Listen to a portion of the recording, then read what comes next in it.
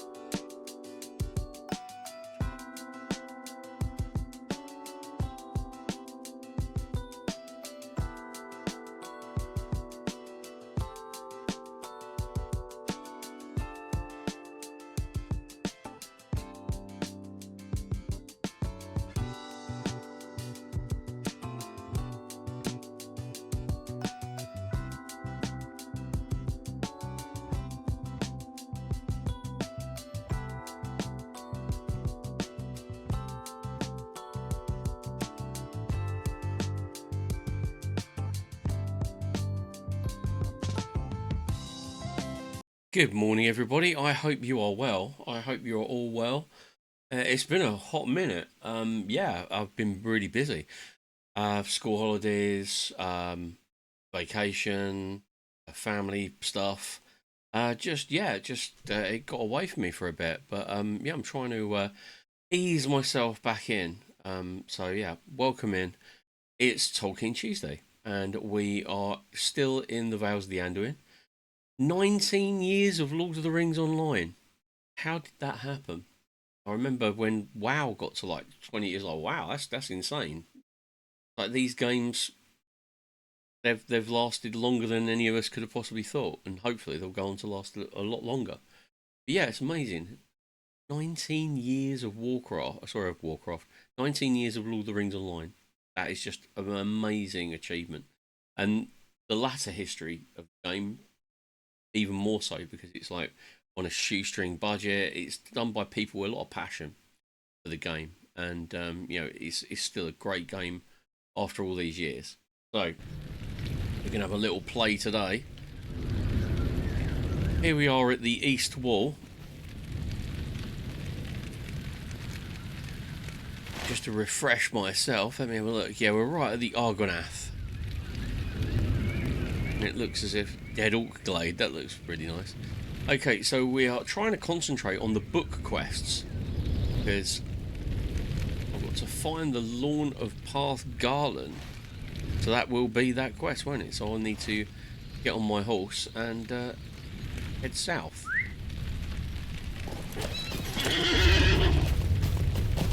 A lot of orcs around here. There you go, look at that. Behold the Argonath, the Pillars of the Kings. Awesome. It's great when you play, if you love Lord of the Rings, you're a fan of Tolkien's work, to actually be able to go into his world, or in this interpretation of his world, which is very, very close to the book, and just wander around. It's amazing.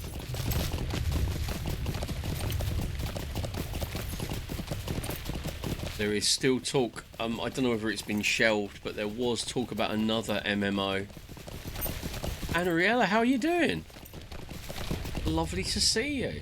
I'll just give you a little shout out. It's been a hot minute. There we go. Let's give Anna a shout out. She deserves it. I hope things are going well with you. I hope the shop's doing well. And it's lovely to see you. Yeah, so I've been away for a few weeks. I'm doing alright. I'm on the tram to work. Oh, the shop beckons. Yeah, I'm okay, Anna. I took a few weeks off on very short notice. I had a holiday, which wasn't short notice, but I had a few family things to deal with. And also, it was school holidays as well. So 1 week became 2 weeks became 3. FB Instant, thank you very much for the follow. You are most welcome. Why didn't that work properly? But at least I saw you. But welcome on in. As you know, I'm Talath. I do a lot of Tolkien stuff. and I love just general games. I tend to like RPGs and like third-person shooter kind of things. But yeah, so sorry, Anna, and gang, all of you, every one of you. Oh, sorry. Yeah, I had a couple of weeks off. Just a lot of stuff goes on, and this is a hobby. This is by no means an occupation, and I don't mean it to become an occupation. I like just hanging out with you guys and seeing who pops in, and it's really good fun. So yeah, it just had to take a bit of time off. Good news is I went for a couple of runs over the last 3 weeks, which I know I've gained 20 pounds, but my injury didn't hurt, so it's all good. And after the stream, I plan on lacing them up and going for a cheeky little run as well. Nice and slow. I'm not gonna get back to half marathons just yet, but I'm hoping. Oak branches. We're in Oakland. I need my crafting abilities. Well, thank you very much, Anna. My crafting abilities have greatly subsided my area. I've got loads and loads of stuff in storage. I might have to go and do that, actually. I'm going to go down to Parth, Galen, and I might have to have an emergency detour to Bree or somewhere with a workbench so I can actually level up. Because you know what it's like, I don't mind not crafting. That's not a problem at all. I can put it on I can put it on the back burner, which I have on this character for like 6 months. But I like to be able to harvest.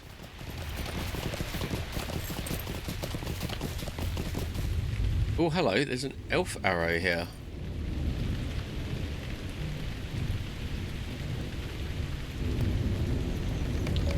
Ooh, very sexy. Yeah, I know what you mean. In this game, you can really... Well, in any MMORPG, you can let everything go away from you when it comes to crafting. But with me, it's kind of like I can lie to myself and say that I will come back to this area and do those quests. That's a blatant lie. I'm just lying to myself. But if I haven't harvested, or haven't got to the level where I can harvest as I'm going through, I don't think I can lie to myself and say, oh, don't worry, I will come back after I've finished. And what the heck is all this stuff? Ooh, oh, it's Scholar. Scholar caches are getting very sexy. So I hope you guys have been okay. I haven't barely opened the Twitch app to see what's going on. Another ornate cache. Right, we're gradually heading round, even though the map is slightly off.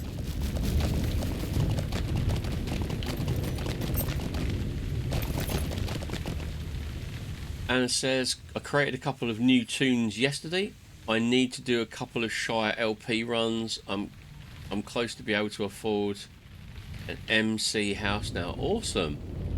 I've bought a house on here, but I'm very boring. I don't go for any of these, like, you know, river hobbit houses. I've got my favourite house, which is number 4 Wending Way in the Shire Homesteads. It's just a deluxe house, but I love it because it's the only one that has a little pier, and it's on the banks of the river that goes through the housing area, and you can fish from your private little area. It's really cool. I love it.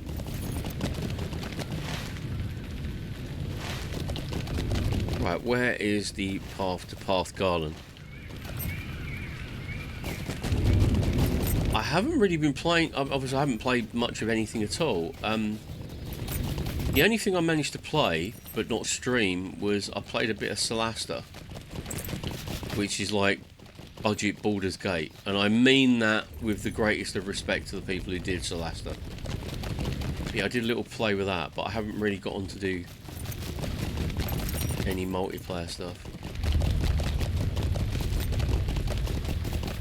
Right, we are right by Parth Garland. This is the shores of Anduin. That must have been the portage step that I went down.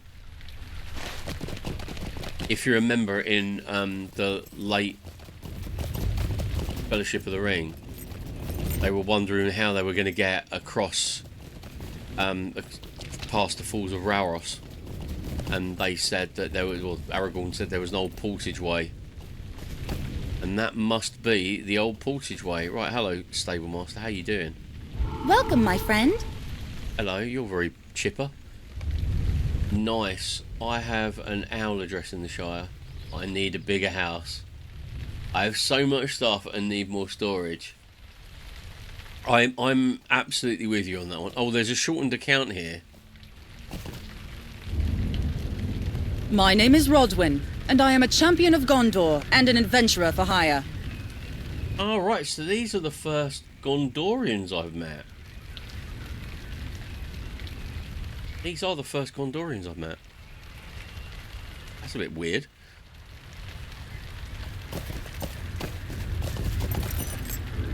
Discarded pack. There's lots of stuff around here.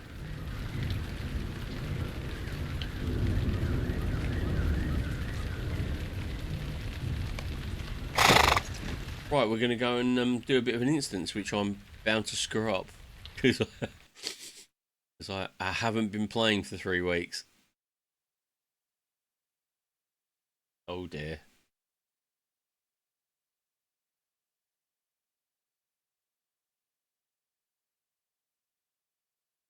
Oh look, Daybreak have changed their logo. The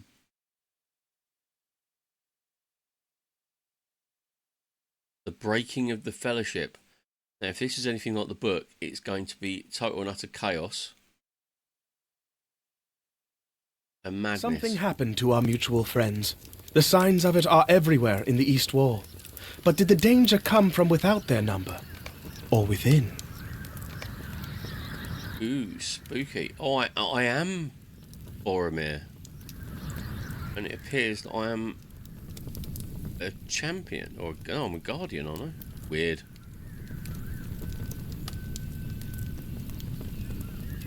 Let's just catch up. Anna says, oh, this Sunday I was on a Tolkien lecture in the city. It was so cool. So I decided to continue reading the Silmarillion. Wow, that's cool. What was the lecture on, if I may ask, or was it just a general one?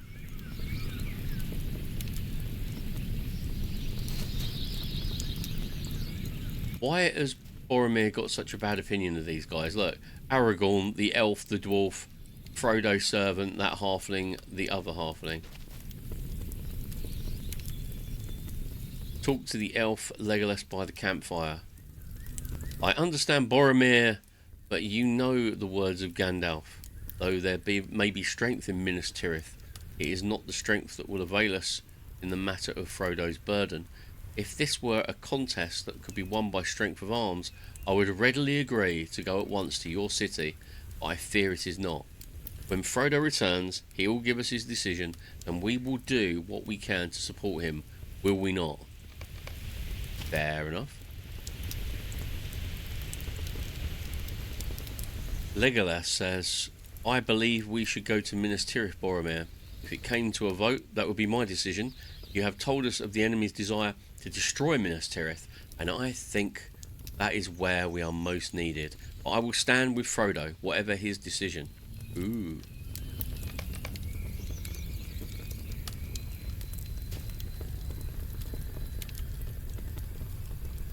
Okay. So I need to find Frodo now.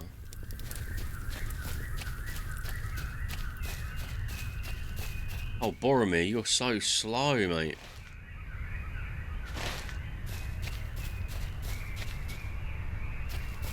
I don't know where Frodo is. Oh, hello.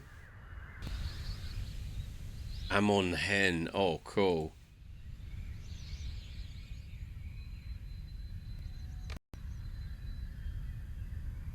This is Amon Hen. I'm gonna let you little look around. This isn't how I pictured it in the book. I thought this would be more on a hill, or I suppose it is really.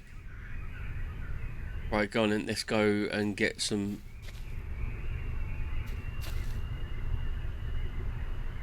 You are very kind, Boromir, but I have seen no danger. If there are orcs about, they must remain on the other side of the river. I have simply been walking and thinking about what I must do, but it is not an easy decision to make. I know what I must do, but I'm afraid. Frodo has not made his decision. Perhaps he can be convinced. And it says it was about what inspired Tolkien. Ooh, Tolkien as an inspiration. About the Quenya, about Tolkien and astrology. Oh, I'm interested in that. That sounds cool. I mean, I've read a lot about what inspired him and what fired his imaginations with the creation of his stories, which began with a book of lost tales, I think, which he wrote under fire in the trenches of World War One. But yeah, astrology, I didn't know there was a connection there. It'll be interesting to find that out, because he was quite bless him, he was a fuddy-duddy conservative kind of guy. Love him dearly, but we completely disagree on stuff like that. But he was very, very humorous as well. But I'll be interested in that. It sounds like a great lecture. Very, very fortunate to see that. That's great. I do have a little chat today on pipeweed, but it's crap, so don't get your hopes up. Right, I know Minas Tirith is in danger, Boromir, but I cannot bring the ring there. You heard what Gandalf said at the council, and Elrond. My road lies to the east, and to the fire. The ring cannot save Gondor. The only power is the power to destroy it. Ooh, okay. He's not listening. Elves and wizards have already filled his head with nonsense. Boromir, it is my burden, and I will not give it to you. You are not yourself. The ring has influenced your words. Do not let it influence your actions as well. I have nothing more to say to you. Ooh, okay.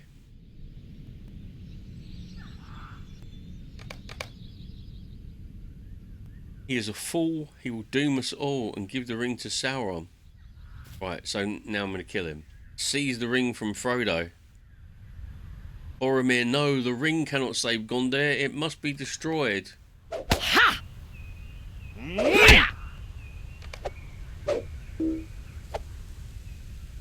Wow, I actually managed to cause about 2,000 points of damage to Frodo Baggins.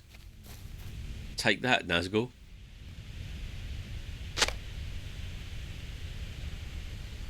Show yourself, villain. Where is the ring?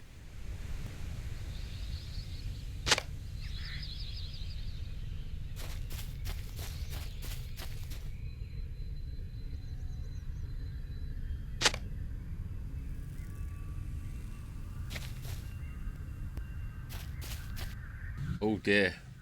Now I've got to go back to camp all meek.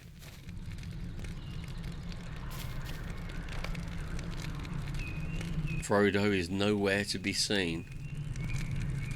Boromir, what have you done? We must divide into pairs carefully. No, wait, come back. There we go. There goes Merry and Pippin. Running off.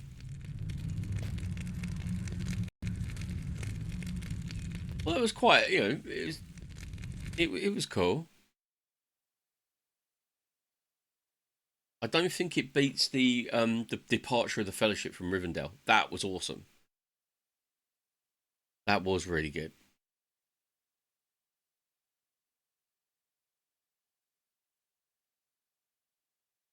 But yeah, sometimes I do the shortened accounts because I seem to be driven at the moment to do book quests, which basically means I'm going to end up getting through the story, and then I'll end up with a guy who's done all the book quests and very little else. So I'm going to have to start going back and doing loads of like reputation quests and stuff like that. Ooh. Aura of protection.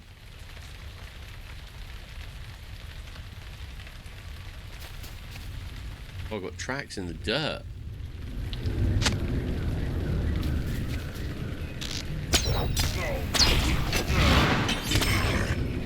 Kill.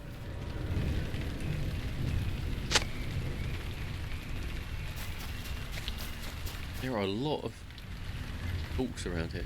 But then again, I suppose if it is set just after they were attacked, then there may be a few hanging around.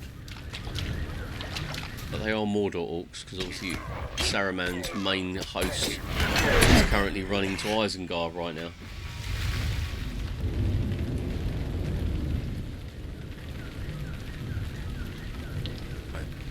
Tracks in the dirt.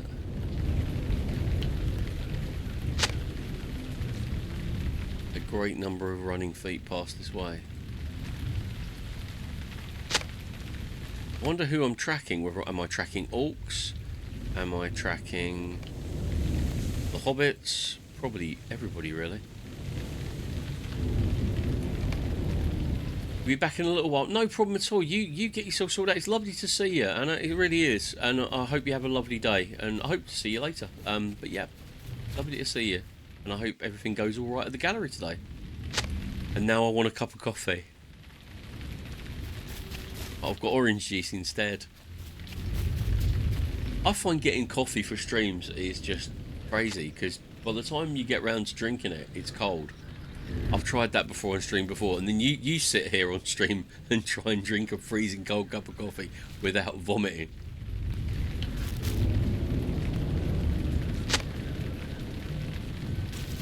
In another universe, I would have a coffee percolator like right here.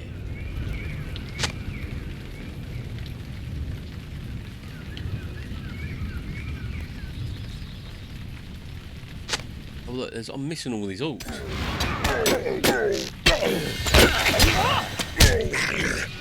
Why is it when combat happens I go deaf?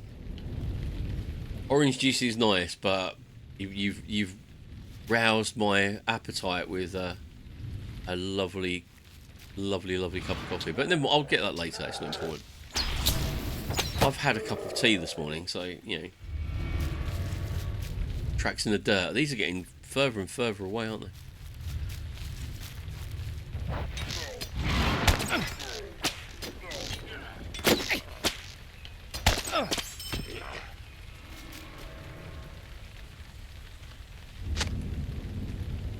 Oh no, I can't cold coffee, or if it's black cold coffee, yeah, fair play. But if it's got milk in it, and I'm not including these iced coffees that people seem to be enjoying recently. Oh, more tracks in the dirt. Let's go. Where are we heading off towards? Oh, we're heading off towards the Dead Orc Glade, which is a bit weird.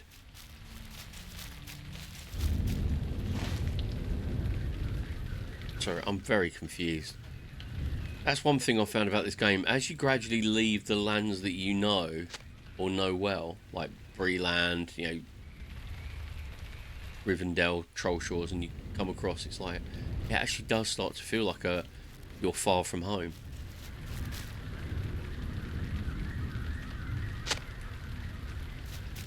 Right, keep going. Keep going, keep going, keep going. There we go. Tracks in the dirt. I can see the next one's over that one.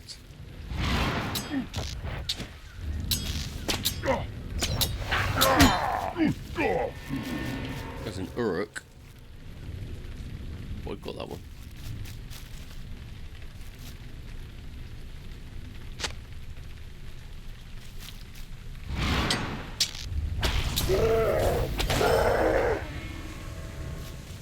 Do I have to get them all, or can I just ignore one? I don't know. It's probably best to get them all.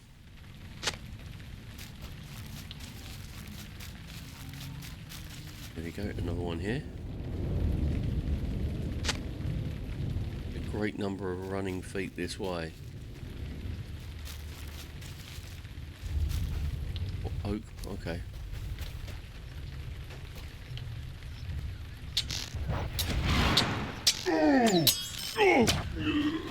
Yep, later, sucker. Oh, there we go. Thought I'd lost the trail. Yeah, take a dirt nap, bozo.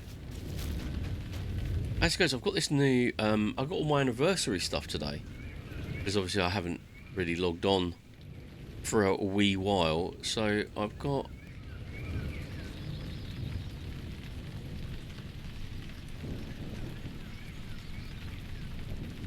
I'm going to try and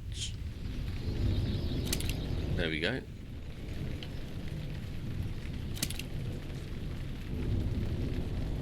That's a weird one, isn't it? I think it looks better on the... Yeah, well, look, sorry, I'm being a bit of a poser now, aren't I? But who doesn't like a new weapon aura? But that one is a little bit weak, isn't it? It looks... I thought it was going to be green and funky. And it's not. It's green, but it's very faint. What's the one I got on the bow? The weapon aura of the loyal knight. That one's like... Look at that. I mean, that's just insane. I do have an elf one on one of my other accounts. Oh, hello. I can see a dead body that's flashing at me.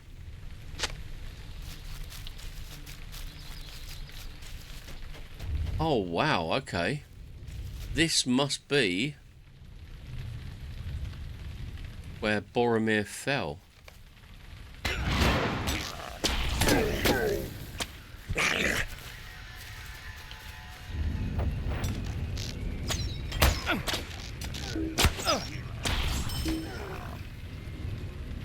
Yep, this is where Boromir fell, ladies and gentlemen.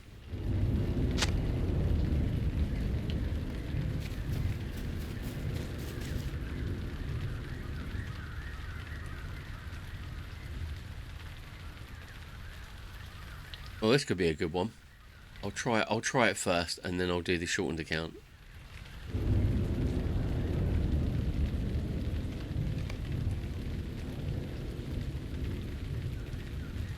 Because this will be some kind of like, obviously got to protect Merry and Pippin, but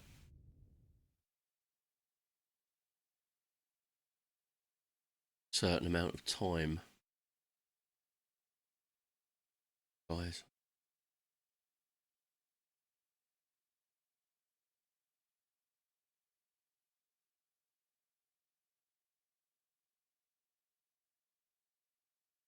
Right. Someone cut a mighty swath through the Uruks in the east wall, but was it enough to save our mutual friends from certain death?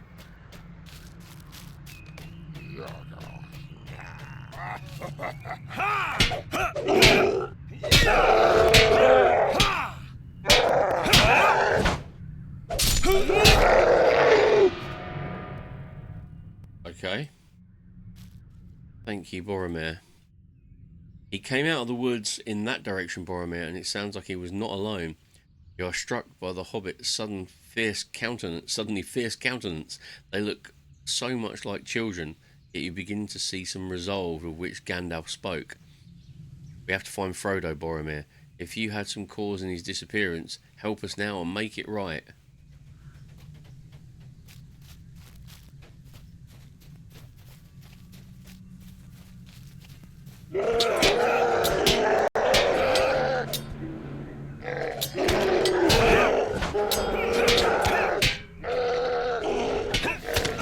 I really like hunters.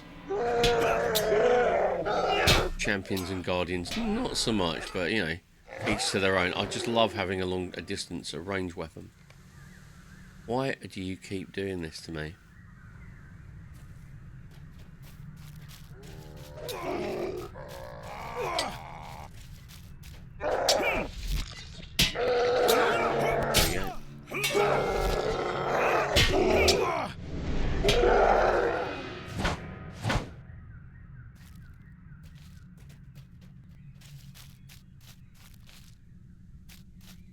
Right, coming in. Here is the blade, and this is the tree that I'm going to die against.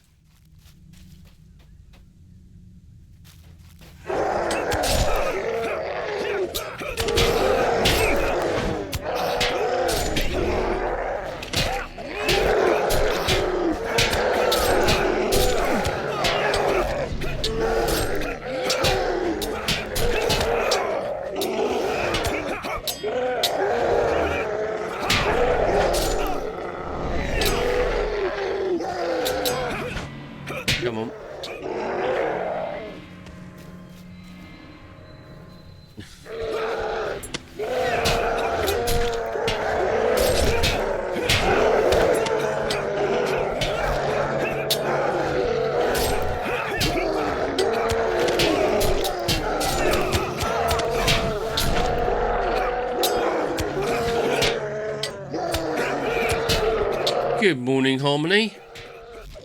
Welcome on in. Sorry, I will give you a shout out as soon as I can.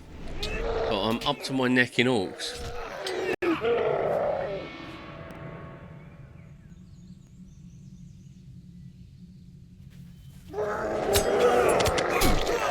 There we go. Welcome on in.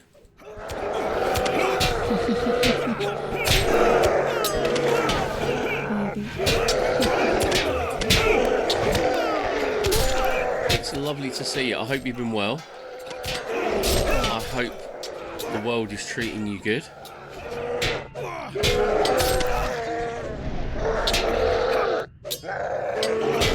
It has. I've been away for 3 weeks.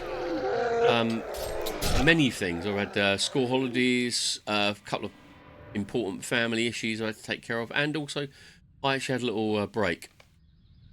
I must blow the horn of Gondor. Where is the horn of Gondor?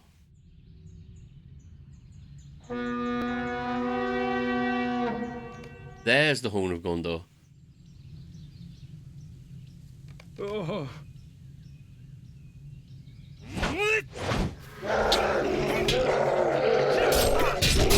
There we go. Oh dear.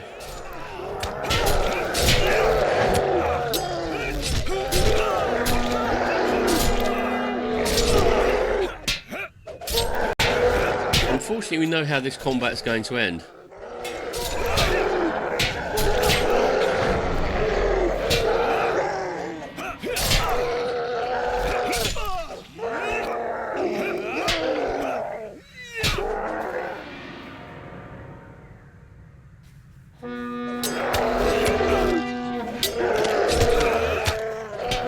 They're getting bigger and bigger.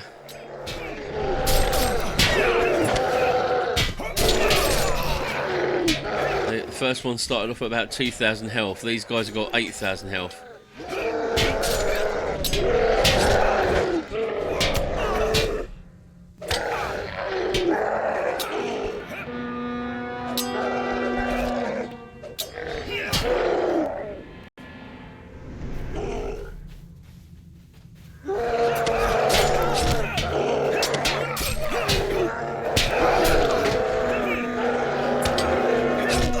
Oh dear, come on.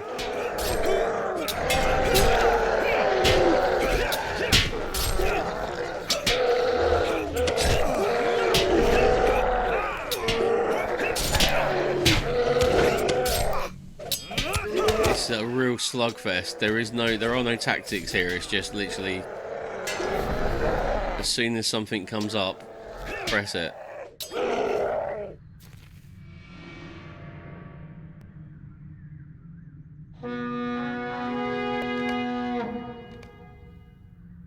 I have blown the horn of Gondor.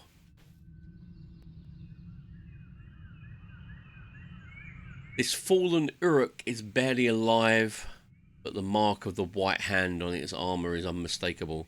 Sees the halfling, he moans, his wounds bubbling painfully. These Uruks are here for Frodo. You have to stop them. Ooh.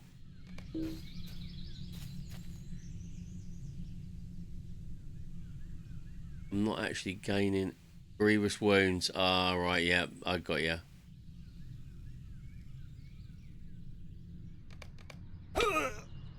Oh dear.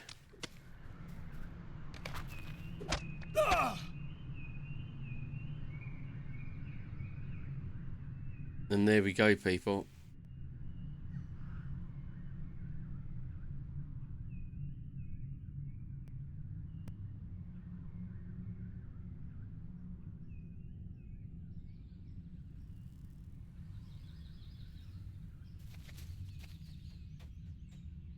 And there you go. The Horn of Gondor instance completed.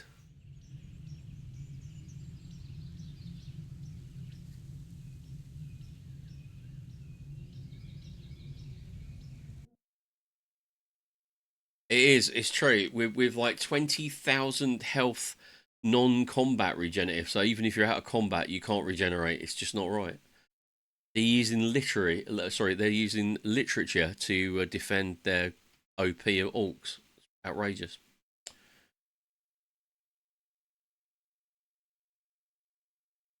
Right, what are we doing? This is. I'll tell you what. I'm checking my internet speed. My internet speed is pretty damn good, but the game's internet speed is not on top today. It's not as fast as it usually is. Ooh, look at this. I'm back here.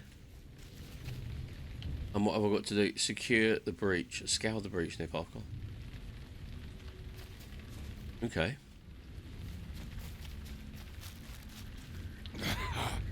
Have you come any closer? Is he still alive? Got This- you. Ugh, if you come any closer, I will gut you, halfling. See if I don't. The Uruk splutters, coughing up blood. He grits his teeth together and tries to reach the blade lying nearby, but it's just out of his reach.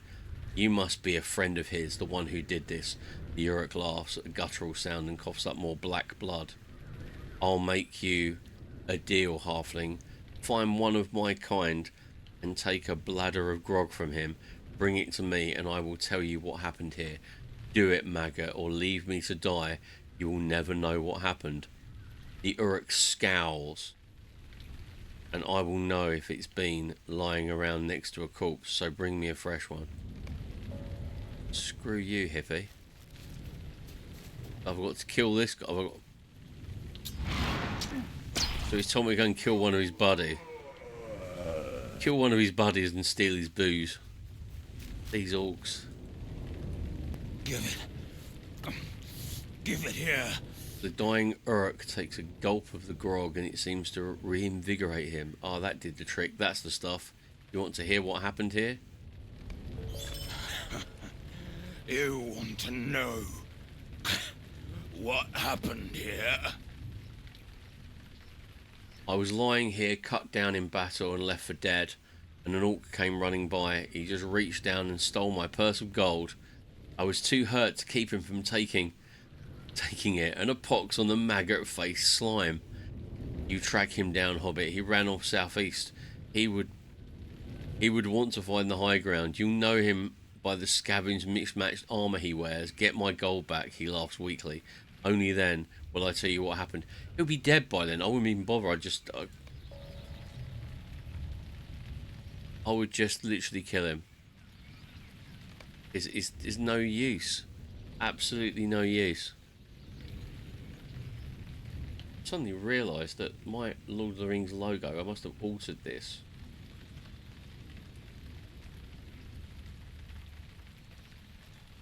I suddenly realised that my Lord of the Rings logo doesn't actually cover the chat box, which it is supposed to do. You know, just in case anyone wants to send me naughty messages. I'd hate for you guys to be affected by that. But yeah, I must have moved the... Let's get you there, yeah. I don't want you being too big, but big enough. There we go. Right, let's go and check out the bloodstain on the tree as well. This is another quest.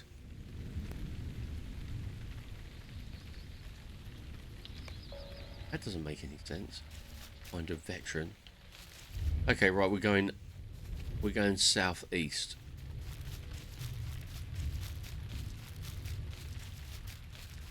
Reach the grave.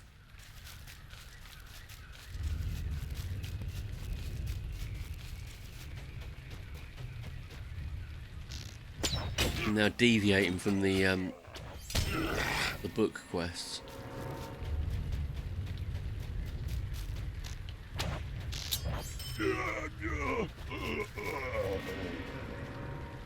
Oh, there he is. That's the orc scavenger. Distinctive orc scavenger. He's very distinctive. Got the purse of gold. But also, I've found lots of elf arrows. Oh, I've already got that quest. Okay. Now I'm going to have to run back.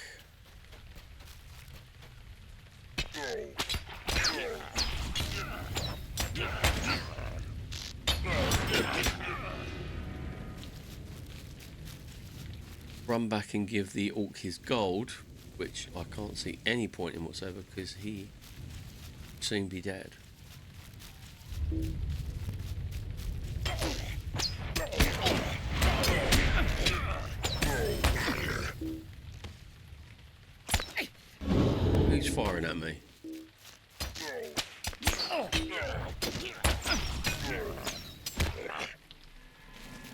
Right, here's your gold, loser. Zerluk can reach even from the grave for its vengeance. Zerluk's laughter is interrupted by a fit of coughing, but he does not seem to mind. Ah, it feels good to have me gold back again. No one steals from me and lives, even if I must get vermin like you to carry out my will. But you wanted to hear the tale of what happened, and now I will tell it to you. This is the tale, and may it rot your innards slowly. Fair enough. If you are a friend to he who decorated this glade, it will bring you no comfort. Zerluk bares his teeth to a grin. I was with Ugluk's company of Isengarders, and my orders were to capture halflings like you, as it was, alive and unspoiled and unsearched. I asked no questions, and no one with a brain would have either. Orders were orders. If I did not bear these injuries, I would bring you back to the tower myself, but it's not to be. Filthy maggot, a blight on all halflings. We found 2 little worms. They bit, they did. They stabbed us with sharp knives, killed some of us, not far from here. Some of the boys picked them up, and they struggled, but they had no strength. We made it to this glade when... Zerluk's body is racked with another fit of coughing. We had to fight. Came charging out of the trees, a man possessed, his sword swirling around him in a wide arc. We had to fight. He killed many of us, and when we had to retreat and double back on him as he made his way down the hill, and a company of many archers, Zerluk's laughter bubbles out of him noisily. He gave me a gash across my belly, and I fell here, pretended to be dead. The warrior did not last much longer than that. He was still alive when his friends arrived, but... Oh, okay. The warrior had friends. When Uglug's boys circled around and slew them all, the elf loosed all his arrows and sent them around. The dwarf killed many, but it was no use. He was joined by their friend in death. Right, you've just lied to me, so...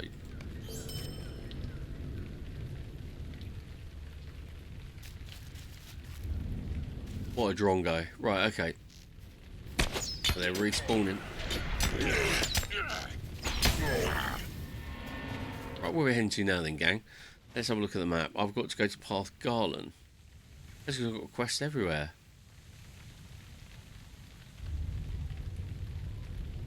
Right, let's go and hand in that one first.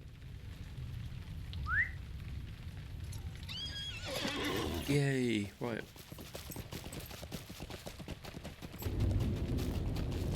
This used to be Gondor, but if I remember rightly, their borders kind of like retreated and slipped. Obviously, after they gave a lot of land to Rohirrim. Yeah. The Argonath used to be kind of the marker of the northern border of Gondor.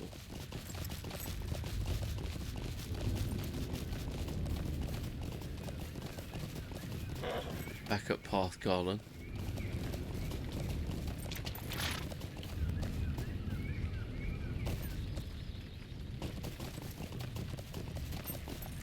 Okay, right, where have we got to go? Now, you're a quest.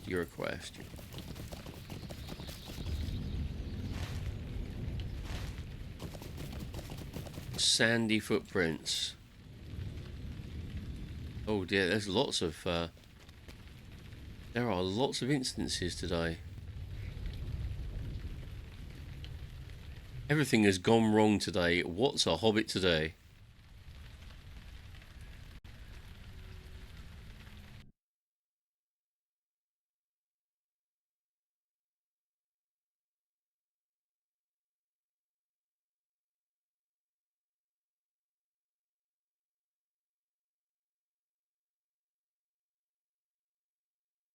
Let's find out what Sam has. So, I mean, if I remember from the book, he runs around a bit.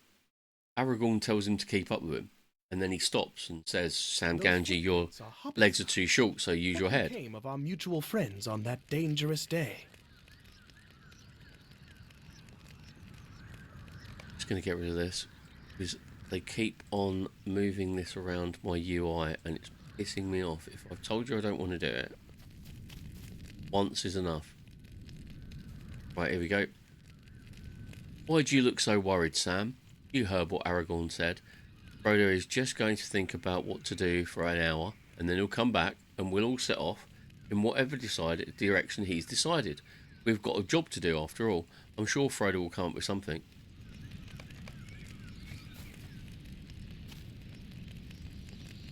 We will go wherever Frodo goes, so won't we, Sam? And that's what we've decided, even though we knew the far-off lands through which his road would take him.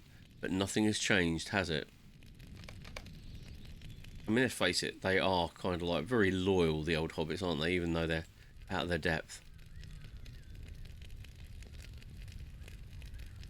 That's actually from the book, yeah.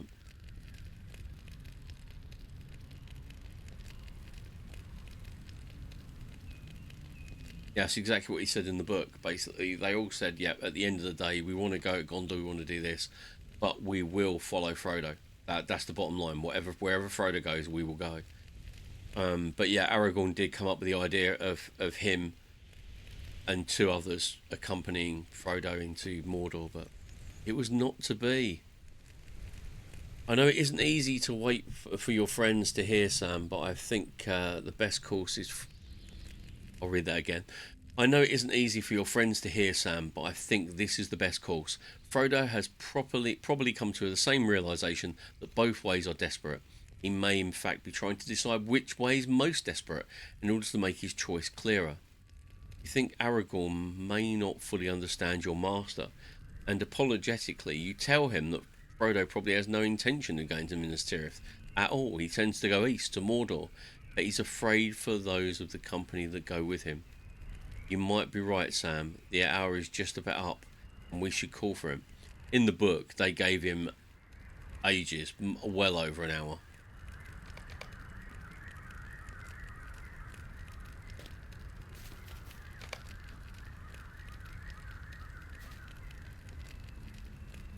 Ooh.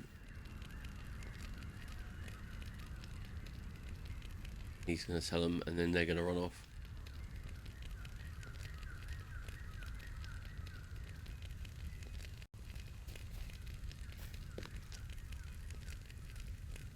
It's been half an hour, perhaps, maybe an hour. I do not know. I do not know. I've got to stick with Aragorn. Nice close up of Anduril there.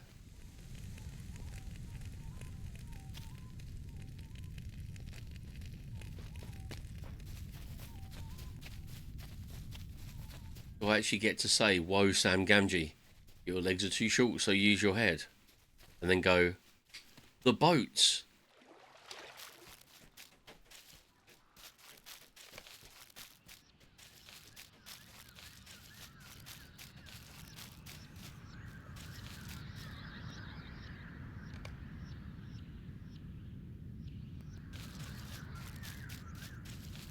Get back to the boat, Sam. Is that his skill? Hobbit sense. I hope I don't get attacked, because I have no weapons and no skills.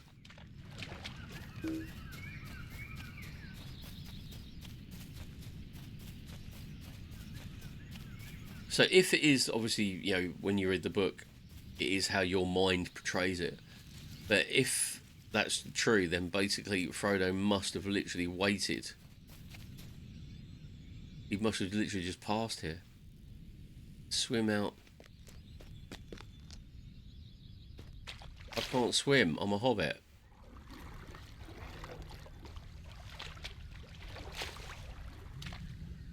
Oh, hello. Frodo appears before you. He was wearing the ring and now he's removed it. Sam, what a nuisance you are. Don't you know you can't really swim? What would you have done if I had not grabbed you? He shakes his head in an exasperated way. Sam, I need to go to Mordor alone. It's the only way. You refuse to be left behind. Frodo's growing consternation. Do not hinder me, Sam. The others will be back soon, and if they catch us here, they will make us explain and argue, and we will not be able to resist. If we are going, we have to go now. Frodo laughs. Oh, Sam, you have spoilt my plan. I am glad of it. We were meant to leave together. That much is clear to me now. Let us be off. Ooh. And why has he jumped up here? Why is my... Why suddenly my little window pops up there? Weird. But yeah, it's good. I mean, I'm enjoying this bit because it's kind of like I'm actually witnessing a part of the story, which is really, really cool. It's done in a very... I know what they've tried to get you to experience from everybody's point of view. I don't know whether we're going to deal with any other members of the Fellowship.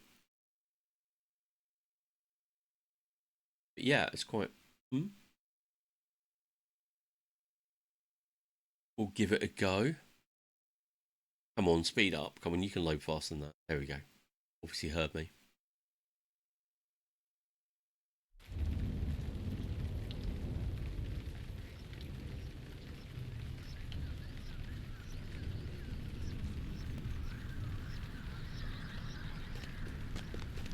Right, I need to find the veteran of many battles.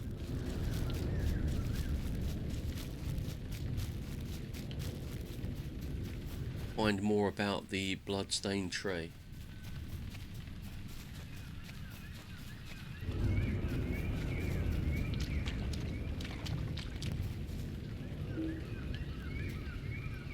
Usually when you've used quest stuff, like Tracks in the Dirt, we've used those for that other quest. Usually they disappear and you can't use them anymore, but they still... I can't use them, but they're all still here.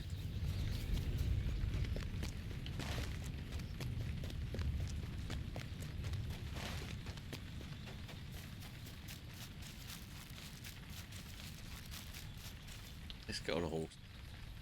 Let's get the heck out of here.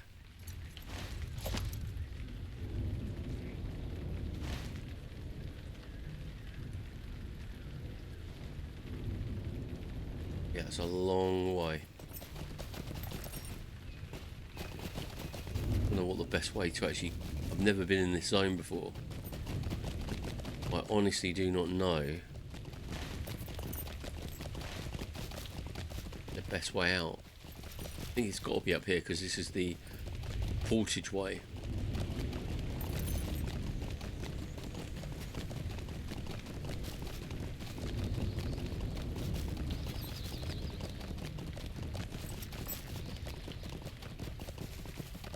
Amon Hen.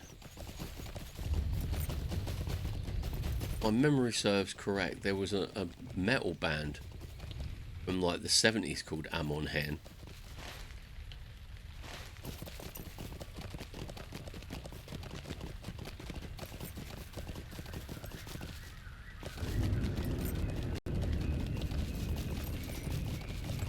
And I haven't gone back and done any quests, have I? I'm useless.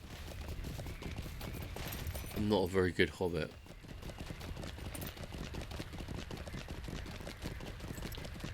Right, okay, let's go, let's crack on. Because you're always like, oh, just do this bit, just do this bit, just do this bit. One more quest, before you know it, you're like, oh. Didn't want you to pop up, mate, there we go.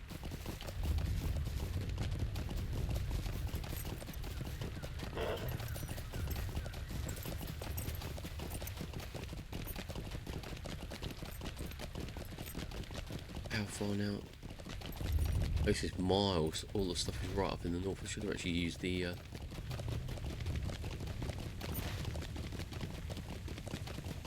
As it goes, I think I'm actually bound there. That'll save us a few minutes, won't it?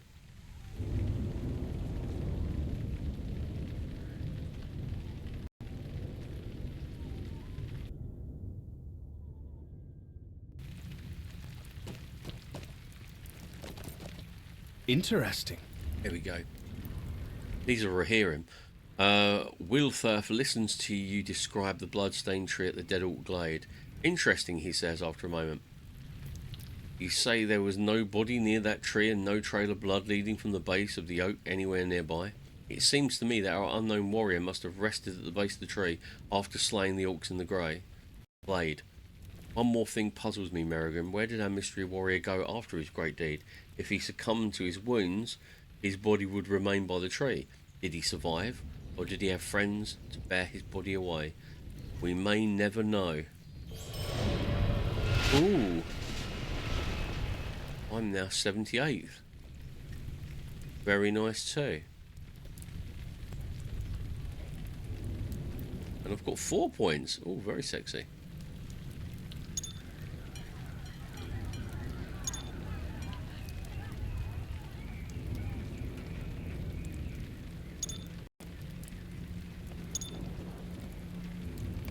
Awesome.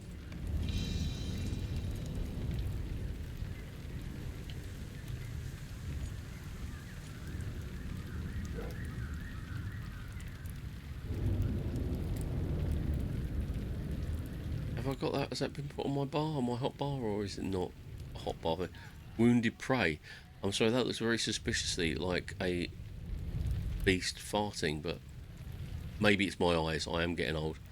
Right, relentless damage. Right, that was. Right, where's me rapid fire then? I better go and put these on my bar. Skills. Active, passive, okay. Rapid fire. Oh, that's why I didn't put them there, because I have no space on my bars. What is that? Dragon fireworks. All the fireworks have changed. Hey! Ate, welcome on in. How you doing, buddy? Good to see you. Welcome on in, Raiders. I hope you are having a wonderful Tuesday. Welcome to Tolkien Tuesday. I hope you had a great time. I'll give you a shout out.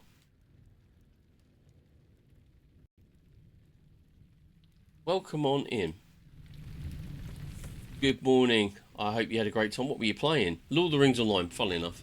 There we go.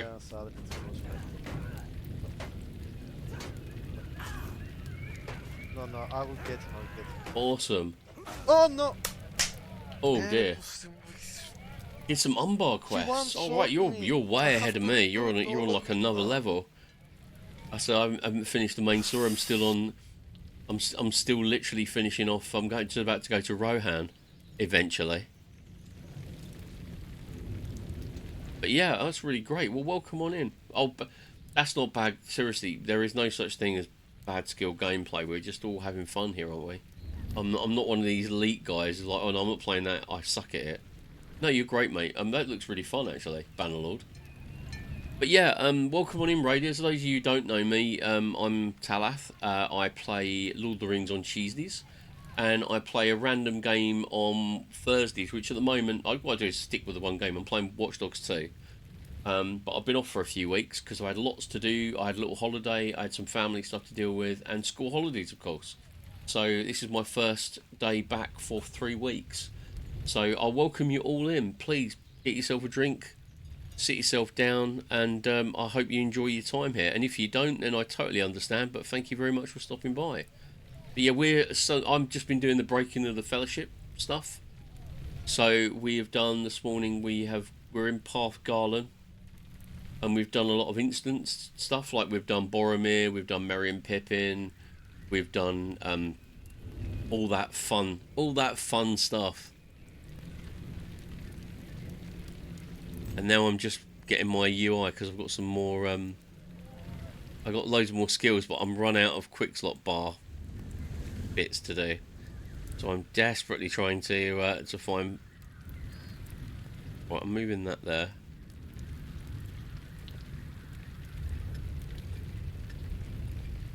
Get rid of that. I need 2 spaces, don't I?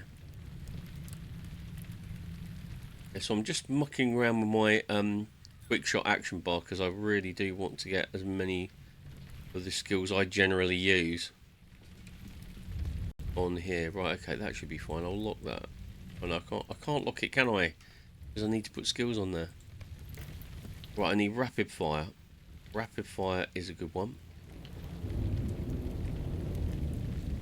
And exsanguinate. I need that one there as well. And I'm just going to put it there to get it out of the way. And now I can lock everything up. What we plan on doing now, I was going to concentrate on the book quests, but I seem to have been a little bit distracted. And I have started doing like lots of Parth, Galen, what happened to the Fellowship quests, which it's been fun. It has really, really been fun.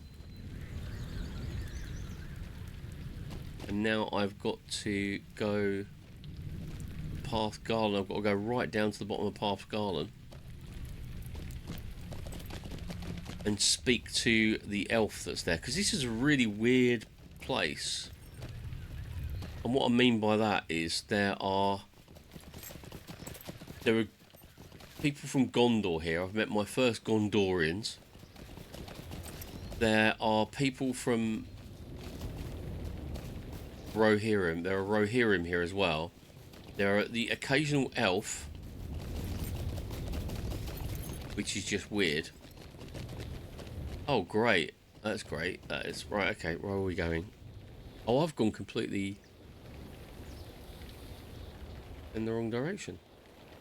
That's really strange. I have moved to a different area. Confused? You will be.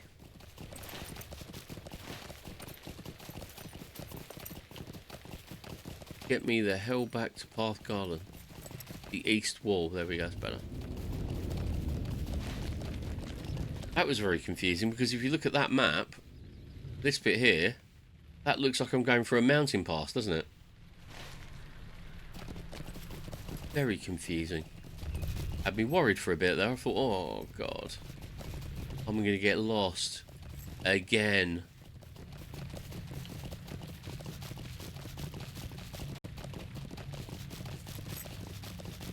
Right, so we have got to go all the way back down to Parth Galen and speak with the elf, who I know was there, because that's where I started this morning.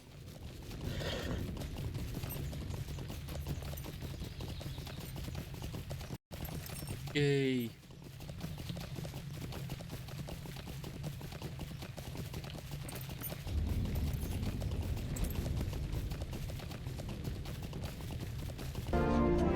We travel light. Let us hunt some orc. I would do if I could find the buggers. Right, here we go. Straight over here, and if you go over the hill, there's a few orcs standing around, but there is an elf in the middle of them. Go and speak to him and see what he has to say about the elf arrow. I'm imagining that he will identify it as arrows from Lothlorien. Here we go.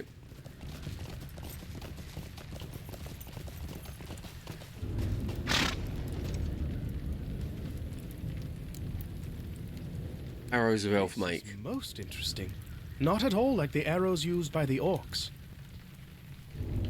This is most interesting. Not at all like the arrows used by the orcs.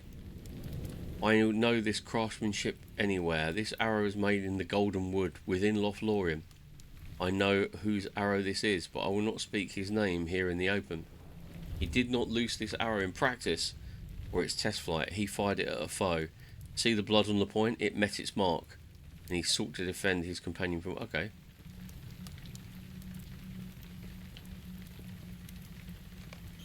So I'm assuming that is where you are talking. It is a sad tale you weave. You're talking about Legolas. Encampment to speak with Ingild. Orn and Nona went to the camp Framwick spoke of, led by a Rohirrim man named Mansik. His camp is located on the border of the East Wall and the Norcross. I've just come from there. Why are you making me trek all the way back? They were going to speak with a man by the name of Ingild, who claims to have seen something of interest to us. You should speak with a man, discover what he knows. I accept your challenge. Right, and you've got a quest for me as well. I need your help if you can aid me. Sound very Gondorian for being a Rohirrim. Okay. I came south from the wold with a party of some 30 riders to investigate what could have drawn the orcs across the Great River. When we arrived, the force was even larger than we expected and they set upon us. We drove them away, suffered many losses, and our camp is in disarray. My people could use your help restore their camp and make safe the border of Rohan. Go to the southwest, near the passage to the Norcroft, and make your presence known to my brothers if you wish to aid us. Well, I am going that way. Again. What a shame I've ported back, haven't I?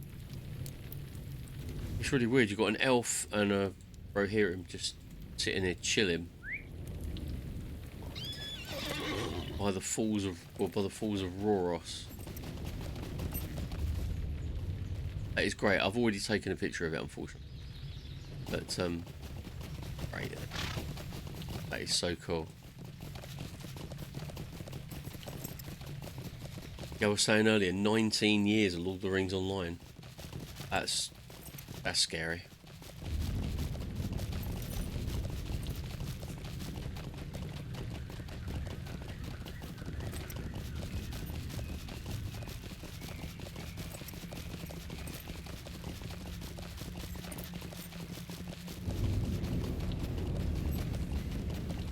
There we go. Oh, where's the path?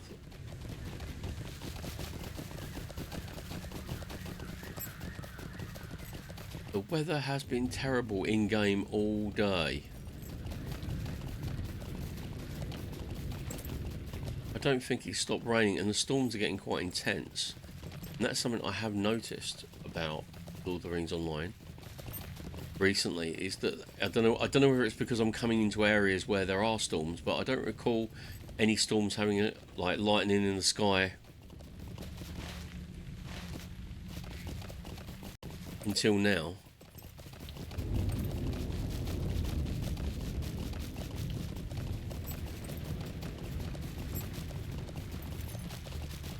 Right, here we go. We are here. I've got to speak to Seabold. Riders afoot. You're here to help? Thank the Hammerhand for that. We can use every pair of strong arms we can get. We rode from Harwick with enough men and horses to investigate troubling reports of orc activity in the east, but we were not prepared for what we found. As we began pitching our tents and unloading our supplies, we were set upon by a contingent of orcs.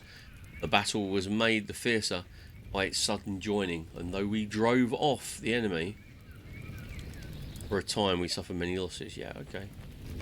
I will comfort the wounded. Oh, you want me to comfort them now, do you? Better get off my horse though, because it'd be a bit rude if I kind of like bent down and like, how you doing? I'm comforting you from the saddle of my horse.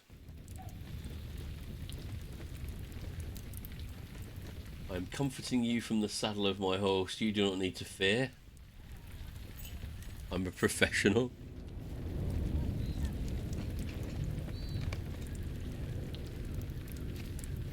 Who needs comforting?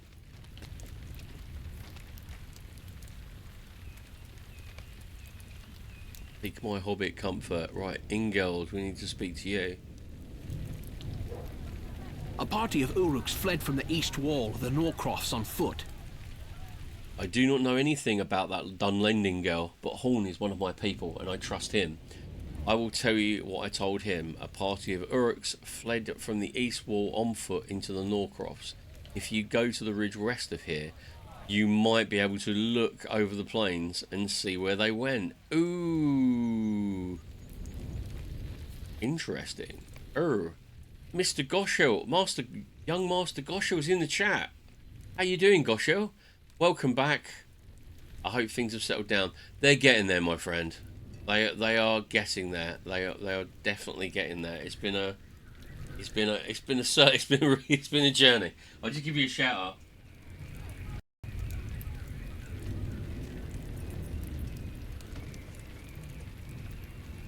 There we go. Oh, hello. That's not a shout out command, is it? Let's try that again. There we go, Goshel. Welcome in, Goshel. It's lovely to see a 35 stream streak. You're just a glutton for punishment.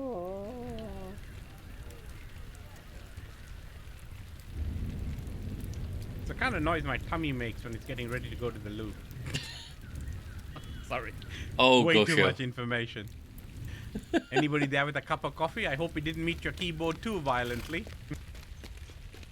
I got some orange juice. I can't say the same for anyone else. But yeah, no, that's cool. Welcome in, Gosho. It's lovely to see you, mate. And thank you very much for asking after me. It meant a lot. You will find work here, if you seek it. Oh, what, you want me to do more work for you? Right, and yeah, you want me to go around wiping your bums for you, don't you? Nobody does thing in this game at all. Snowborn, and I could keep a dozen orcs at bay. I've been coming to the conclusion that no one does any work at all.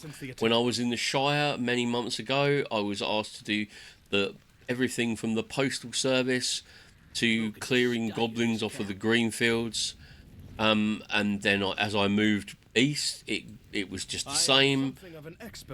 Everybody seems to be bone idle, apart from the few occasional NPCs who do accompany you into the instances. And even here, they're getting lazier and lazier. By the time I get to Mordor, I'll have a really poorly back because I've been carrying the Fellowship on it. Am I just going to crack on with these? Just get these quests done before going into what's the place called? The Norcots or whatever it is. What's it called? The Norcrofts. That's it. Not the Norcots, but the Norcrofts.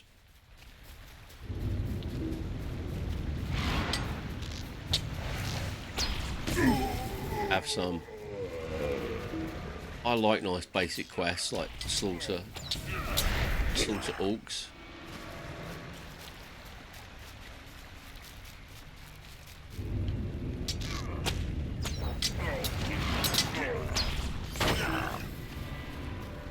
Ain't that the truth, Gosho? Gosho says, no one becomes rich by working hard.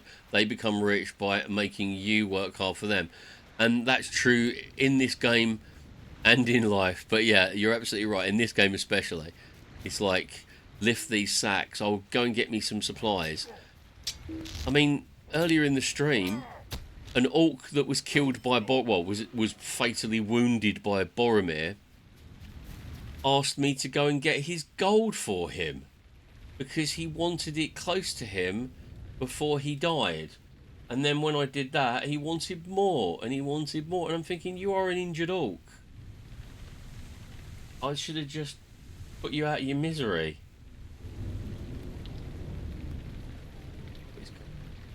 You are today. Do apologise, ladies and gentlemen. This is not a professional organisation.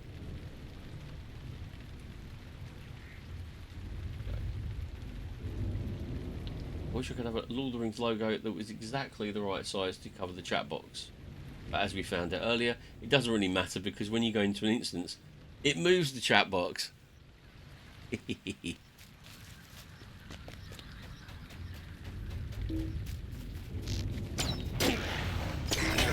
Oh, that was a very quick kill.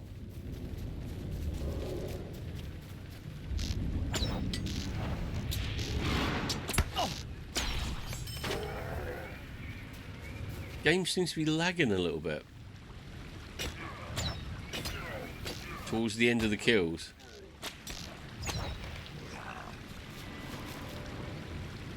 How many do I need? Oh, we need one more.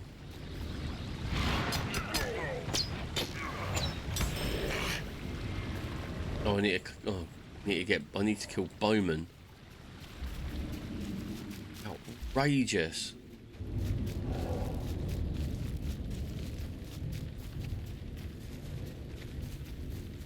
Oh, there he is.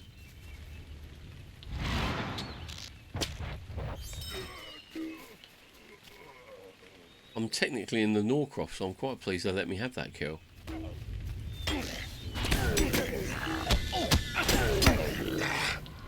I haven't, gosh, I got my standard, gift box, which they give us every year. But I haven't. I've accepted the anniversary quest, but I was going to see where I can get a chance to do that another time, because obviously because I haven't played for 3 weeks, I was going to try and give myself a bit of culture and etiquette by going doing the things, but I don't know whether they haven't been dropping, as far as I'm aware.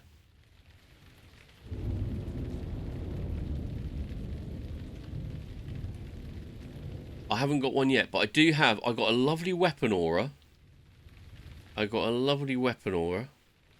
Wild pasture weapon aura, and also I got my box of anniversary stuff, which is here. Shall we open? Let's open the anniversary box.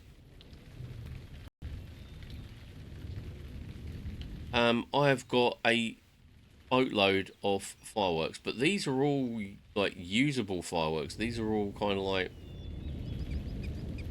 non-repeatable fireworks.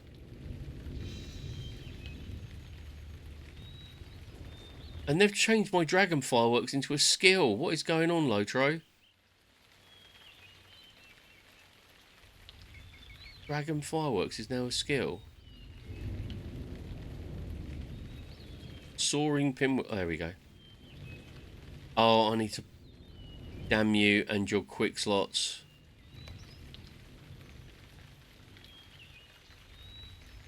That's the ones, yeah. You always get some... And don't get me wrong, I love a nice firework. I do love a good firework.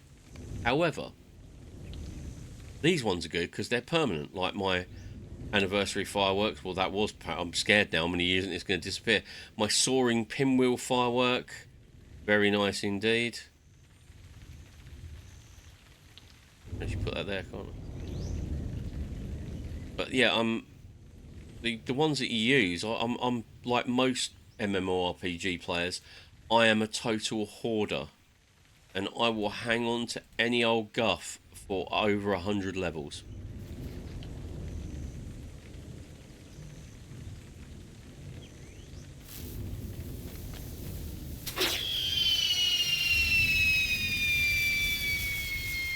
That's my favourite. This is my favourite one.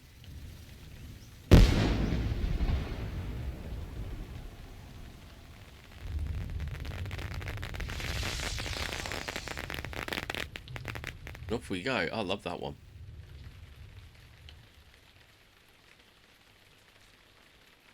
I don't know why I've suddenly gone on a fireworks spree. Anniversary fireworks. There we go.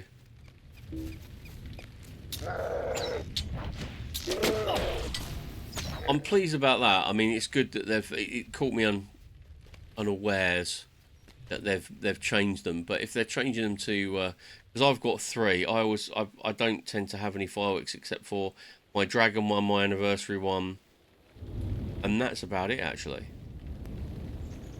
And I only keep them because I'm on a role playing. I only keep them on my hotbars because I'm on a role playing server, and I like to get involved. I like to get involved in the action. Right, where the heck am I going?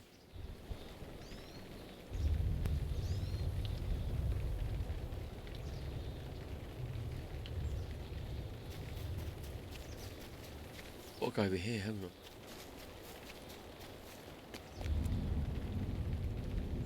Am I looking?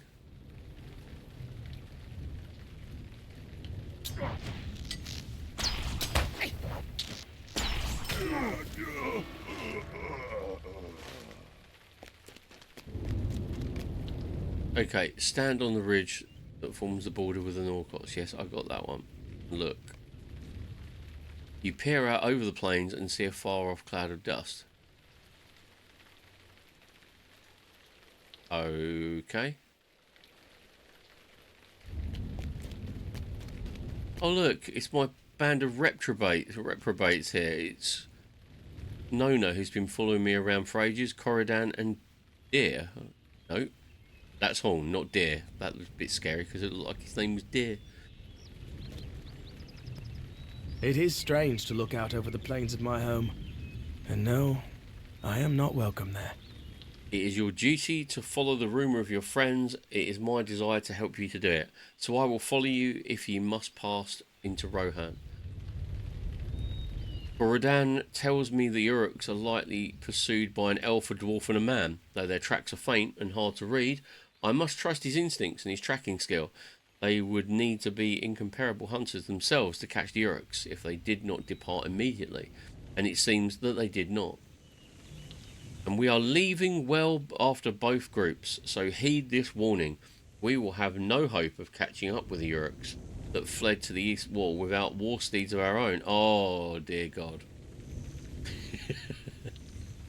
We should speak to Mansig about acquiring such steeds. Oh no, it's finally come to the point where I'm going to actually have to have a war steed. Horn is an unusual man. I will keep an eye on him for you. Look at the rolling fields and plains of the horse lords. They were meant for my people, but they were taken from us.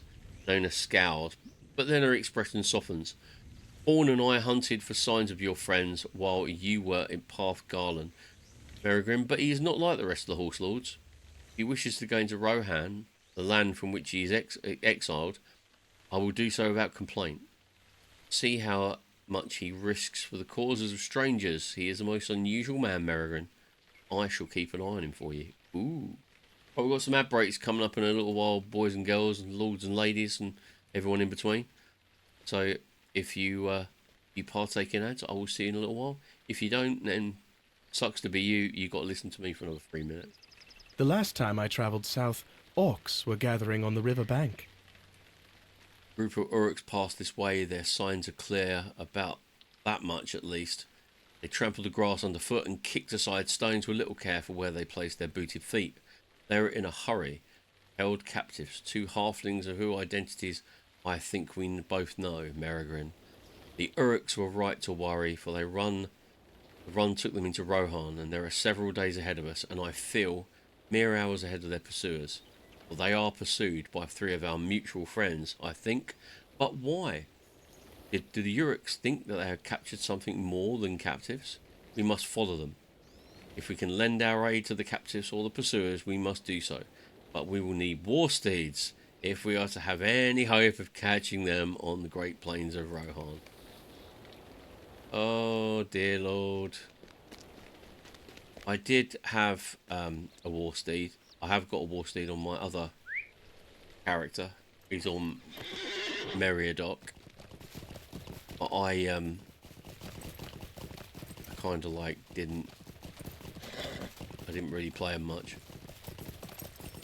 It's okay if you're a hunter, because you can just, you know, just fire arrows at them. It doesn't really matter whether you're on a horse. But to throw them on the okay.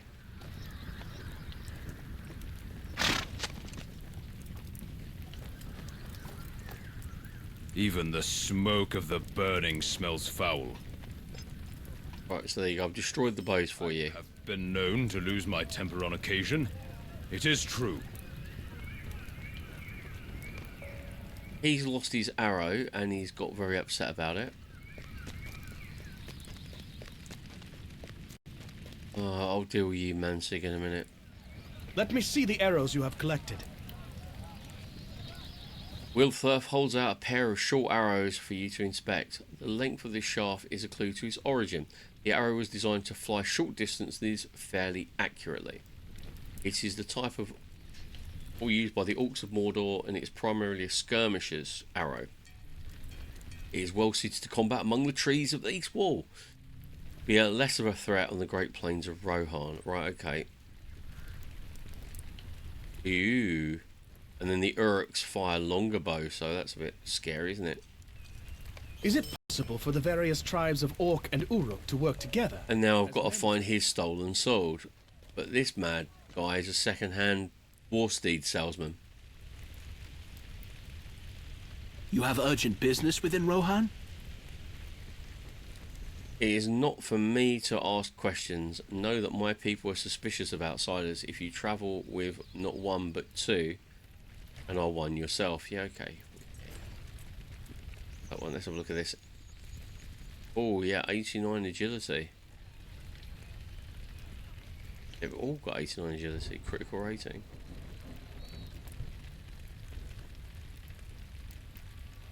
I'll take that one, thank you very much, please. Some of my men are returning to the Wold. You are welcome to go with them. Okay, I'm not going to be doing that because I'll be automatically transported to the world. But what I'm going to do now, ladies and gentlemen, boys and girls, we've been going for, oh dear, an hour and a half. I'm going to have a break. Oh, excuse me. But it's not going to be a normal break. What I'm going to do is I'm going to play you my next Lore of the Rings, which will be I think it's on Pipeweed this week. It's taken me a long time to get this one because I filmed this all before, like a month ago, and then it took me ages to edit it because I'm having severe problems editing. I was using DaVinci, then that screwed up and it wasn't syncing properly. I had some bad dubbing issues, so I kind of rejigged it about. And so what we've done is we have got something made by very primitive software, so I hope you like it. But yeah, I thought it'd be different because if I just put up a be right back screen and see you later, that's fine. A lot of people do that, that's great, I've done it. But I tried to think of something a bit unusual to give you. So I did these little bits of lore. So this will probably be the last one. I might do the elf one. I might do the Sundering of the Elves for next week, but then that will be the last one. Because I will be putting them on YouTube, but I'm not going to put them on stream. But I'm going to go for a quick break. And in the meantime, while I have my little 15 minutes cup of coffee, I will give you a little speech on pipeweed. So I will see you very, very shortly. It's only about 10-15 minutes long. So I'll see you after the break. Bye.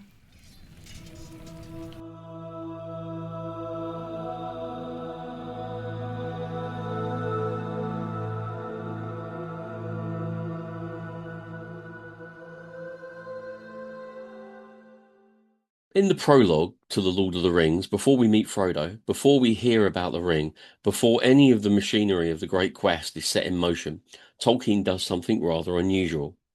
He stops, he clears his throat, and he writes several pages about smoking.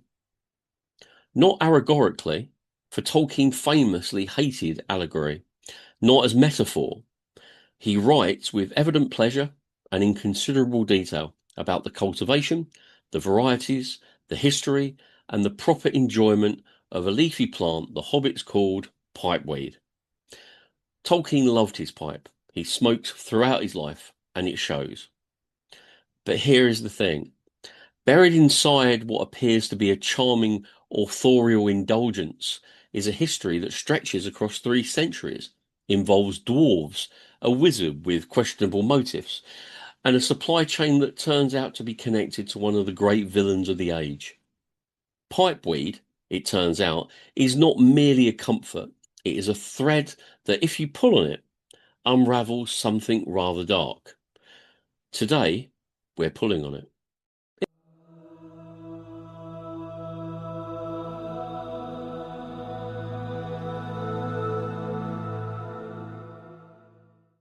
The history of pipeweed, as Tolkien records it, begins with a specific hobbit in a specific place at a specific time. His name was Tobold Hornblower of Longbottom in the South Farthing of the Shire.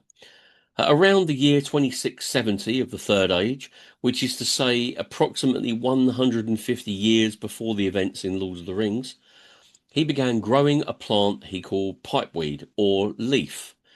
Now, Tobold did not invent the plant. The plant, which Tolkien identifies in his appendices as likely belonging to the genus of Nicotana, and therefore as being, in all botanical essentials, tobacco, had existed in the wild of the Shirelands for some time. What Tobold did was cultivate it deliberately, refine his methods, and critically work out that the most rewarding use of it was to dry the leaves and smoke them in a pipe. This was not an obvious conclusion to reach. There is no suggestion in Tolkien's writing that anyone else in Middle-earth had independently arrived at it. The elves did not smoke. The men of Gondor did not smoke. The Rohirrim did not smoke. The dwarves, as far as we know, did not smoke, at least not before the hobbits introduced them to it. It was apparently a specifically hobbit discovery. and the credit belongs entirely to one hobbit farmer in the South Farthing who decided to find out what happened if you set fire to dried leaf and breathed it in. The answer, as it turns out, is you produce smoke rings, and if you are a hobbit, this is enormously satisfying. The practice spread throughout the Shire with a quiet, unstoppable efficiency of all the things that are pleasant and uncomplicated. Within a generation, pipe smoking was a Shire institution. Within a century, it had spread to Bree, where the local variety of leaf became known as Southlinch. And from Bree, as we discussed in the last episode, had a way of spreading things a little further because it was at a crossroads, and crossroads where habits travel.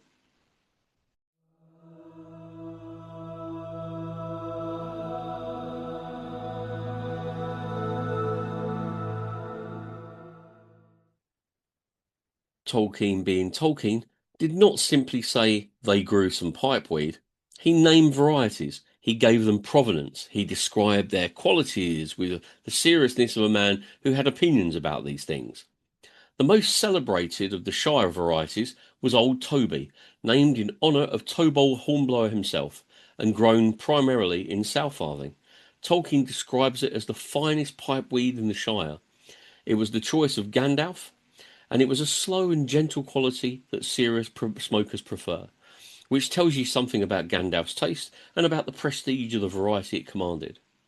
The second in reputation was Longbottom Leaf, also from the South Farthing, also named for Tobold's home village. This was a broader, more widely available variety. When Merry and Pippin found barrels of it in the stores of Isengard, in a moment which we'll return to at some length, it was Longbottom Leaf that they discovered, which tells us it was produced in sufficient commercial quantities to be worth stockpiling. There was Southern Star, another South Farthing variety, and Old Toby's less distant cousin, pipeweed of the Old Toby strain, grown in other parts of the Shire. Lesser varieties existed throughout, and every farming hobbit with a south-facing plot had an option about leaf and had his own preferences and practices. The Bree variety, Southlinch, which was considered inferior to the Shire strain according to Barlim and Butterbear, but also it was the best that Breeland had to offer. What is notable in all this is a degree of culture that had built up around pipeweed in the Shire, in a space roughly a century and a half. It was not merely a habit, but it was a practice in its own vocabulary, its own hierarchies of quality, its own rituals of production and consumption. The Shire had taken Tobold Hornblower's experiment and turned it into something that felt as if it had always been there.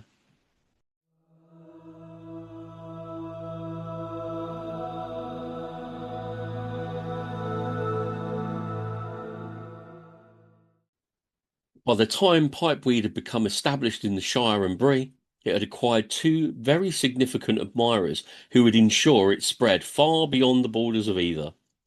The first was Gandalf. Precisely when or how Gandalf took up the pipe was not recorded, but at the time of The Hobbit, it was clearly a long-established habit. He was, by all accounts, extraordinarily good at it, capable of blowing smoke rings with unusual complexity and control, which was considered the highest expression of the art among serious practitioners. Bilbo Baggins, himself no amateur, was reportedly impressed by Gandalf's technique, which is a meaningful endorsement. More importantly, Gandalf travelled constantly across vast distances in the company of a great many different peoples, and wherever he went, he smoked. He smoked in the halls of Elrond, though the elves have abstained. He smoked on the road. He smoked in Bilbo's door on the morning of the unexpected adventure. He was, in the most literal sense, a walking advertisement for the practice. And it is almost certainly through Gandalf that pipeweed's reputation spread beyond the Shire and Bree into the wider wilderness. The second vector of spread was through the dwarves. The dwarves traded regularly with the Shire. The road through the Shire was part of their established route between the Blue Mountains and the east, and they were introduced to pipeweed through these commercial contacts. They took to it with enthusiasm, and dwarves like Gandalf travelled widely and talked to many people. Through dwarvish trade networks, the knowledge of pipeweed and presumably some supply of the leaf itself spread eastward into regions Tolkien does not specify in detail, but clearly intends as distant and various. By the time of the War of the Ring, pipeweed was known, if not universally practiced, across a considerable portion of Middle-earth, all of it traceable back to one man, one village, and one very productive south-facing garden in the South Farthing.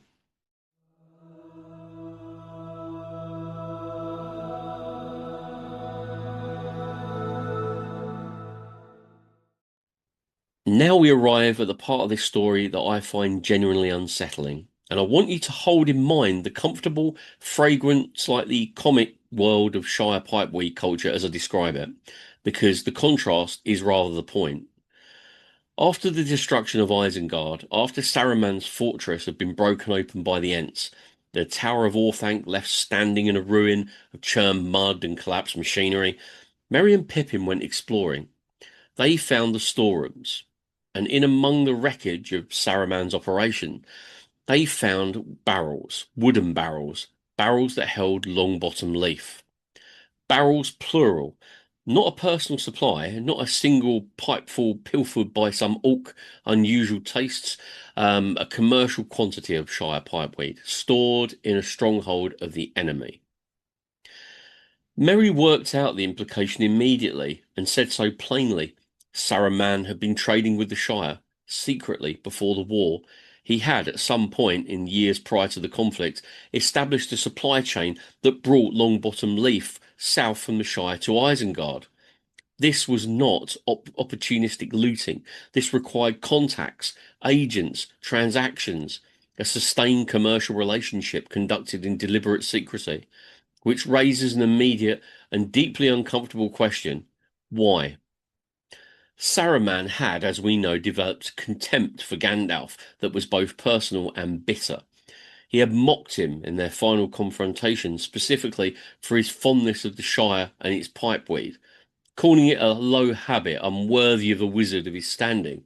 And yet here was Saruman maintaining a private supply of the finest Shire leaf. The most charitable interpretation is simple hypocrisy. Saruman had secretly taken up the habit himself, having observed Gandalf's pleasure in it, but was too proud to admit it. Tolkien hints at this. Saruman's mockery of Gandalf has the particular sharpness of a man criticizing something he privately envies.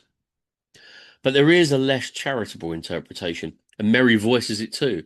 Saruman's interest in the Shire predated the war. He had been watching it, thinking about it, maintaining connections to it, for reasons that were not purely about the ring. The Shire pipeweed operation suggests a degree of prior engagement with the Shire's economy and social networks that, in retrospect, looks like groundwork, preparation, the early stages of an interest that would eventually manifest into the scouring. A supply of Longbottom Leaf and the ruins of Isengard is a quietly terrifying object.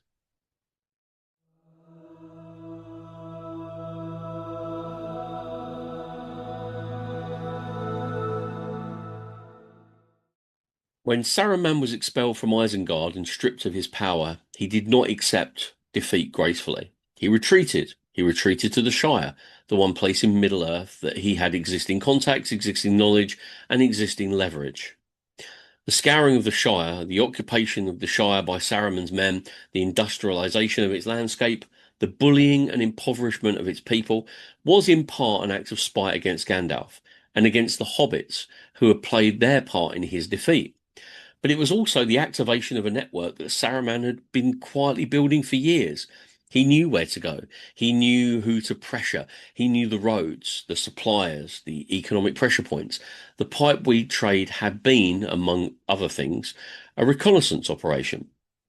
And so the Shire, the most peaceful, most insular, and most deliberately unworldly corner of Middle-earth, turned out to have been the target for Saruman's attention for longer than anyone had realised. The supply chain that had set Longbottom Leaf south to Isengard became, in reverse, a route by which Saruman's influence crept north into the Shire. Tolkien does not make this connection heavy-handed, but he lets the reader find it. But it is there, and once you've seen it, it changes how you read the comfortable chapters of the opening of the book. That first long, loving description of the Shire pipeweed culture in its prologue, written with warm affection of a man describing something he loves, is also, in retrospect, written in the shadow of something he has not told you yet.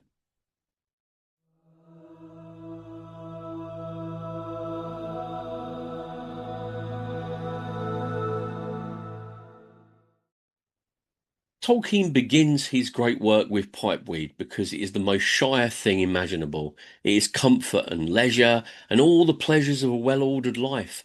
It is Bilbo and Gandalf on the doorstep blowing smoke rings on a spring morning. It is everything the Shire represents: small, warm, unhurried, and easily taken for granted. And then he hides inside that comfort a thread of something darker, a wizard's secret habit, a commercial relationship conducted in shadow, a supply chain that becomes, in the end, the road into the heart of everything the story was trying to protect. Tobold Hornblower grew his leaf in good faith in his garden in Longbottom and asked for nothing more than a pleasant smoke on an autumn evening. What happened to his discovery afterward is, much like most of Tolkien's work, a reminder that the things we create and share and enjoy do not always stay within the borders that we imagine for them. They travel. They find their way into the hands of people we would not have chosen. They acquire meanings never intended. That is a rather profound thing to say about tobacco.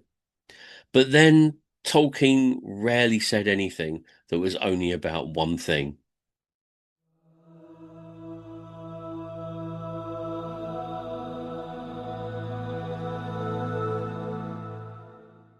Thank you for watching.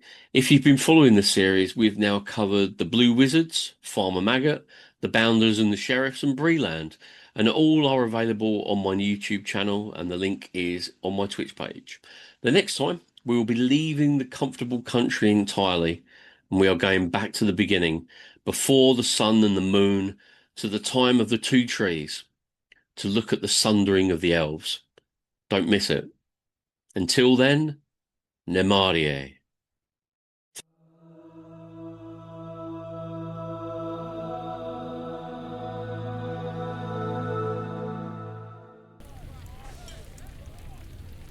Welcome back, everybody.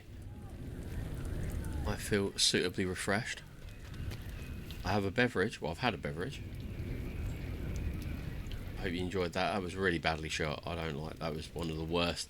I'm not great at video editing. So I used to do a lot of videos back in the day, but to show you how long ago it was, I used Windows Movie Maker.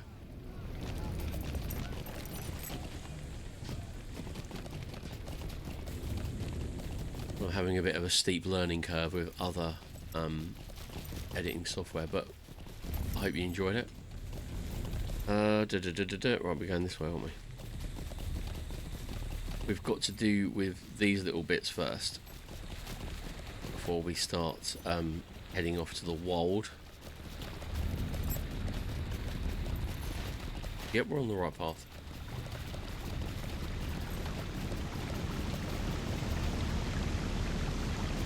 I think the water graphics in Lord of the Rings is good for rivers and lakes and stuff like that, but when it goes a little bit squiffy when you get to fast flowing waterfalls. Lots of dead orcs here as well.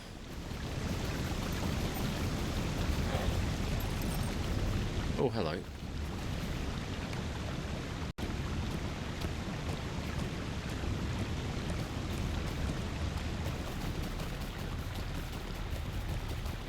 Okay, well that's one done. Here we go, there's another one.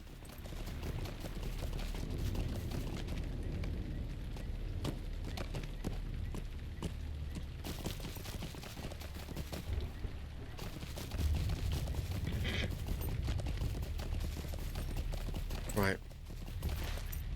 Oh yeah, keep on going south.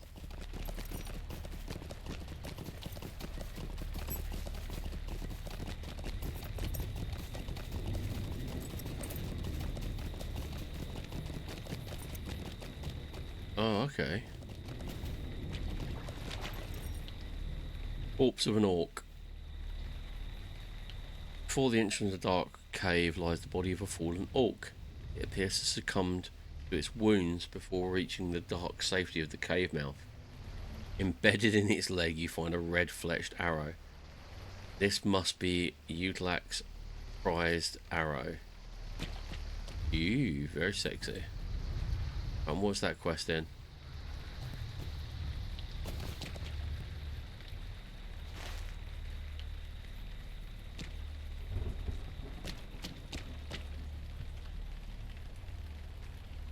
It wants me to go back up there, so looking at this, I think the arrow might be west, so above his station. Yeah, above his station is going to be right back up where we began this morning.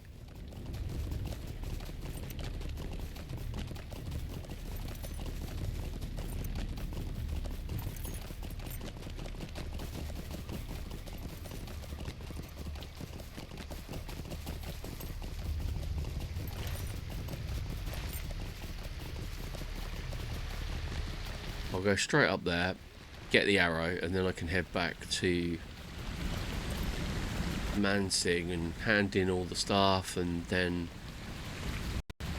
get my War Steed 101 out of the way.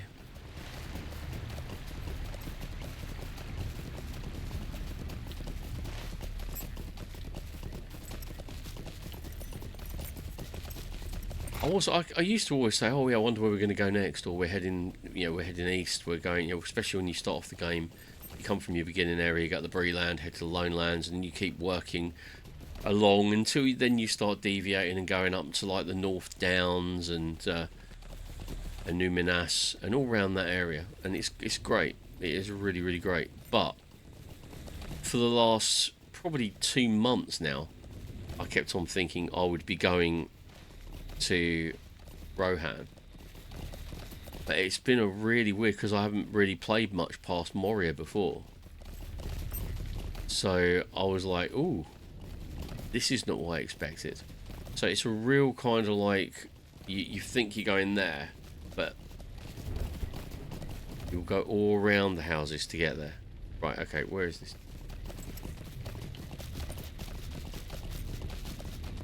Is he up here? Oh yeah, he's up here, isn't he?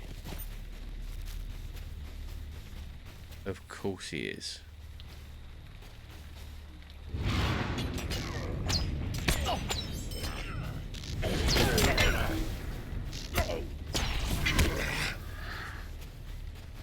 Right, he's dead. How many of these suckers in the orc camp? There's loads of them. These are all Mordor orcs.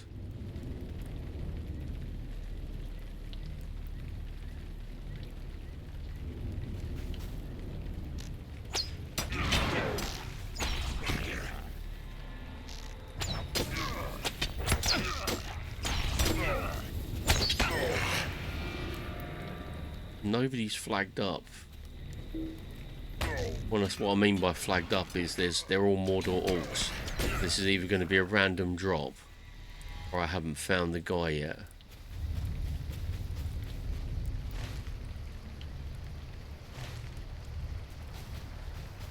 I think he's there. I think he must be in that little...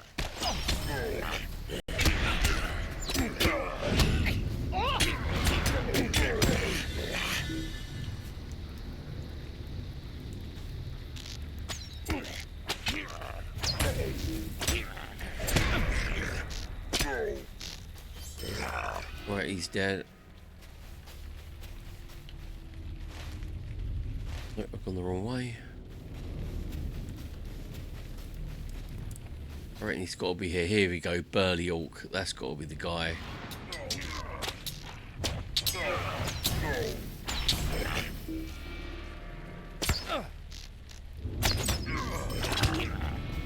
Sweet. Right, that one's that one.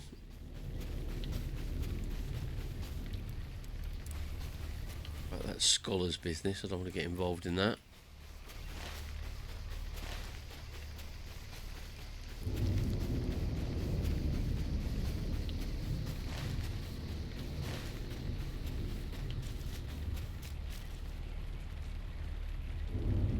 Right, we're going to head back down to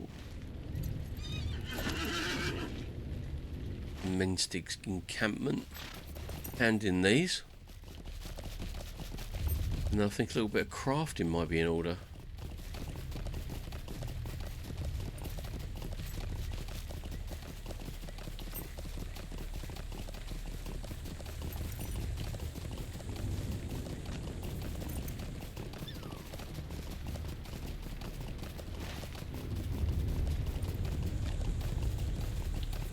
To the Beacon Hills. Well, there's so many zones that wasn't even aware of. I mean, they seem, this expansion seems to be like lots of little zones, like the Norcrofts, like, you know,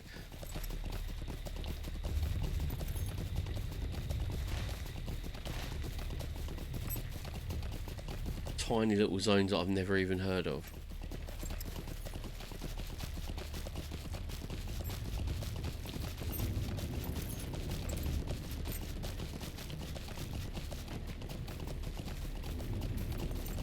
Here we go. I was looking out for the smoking fence, but sadly it wasn't there. I couldn't see it. Here we go. You say the orc died in front of a cave entrance?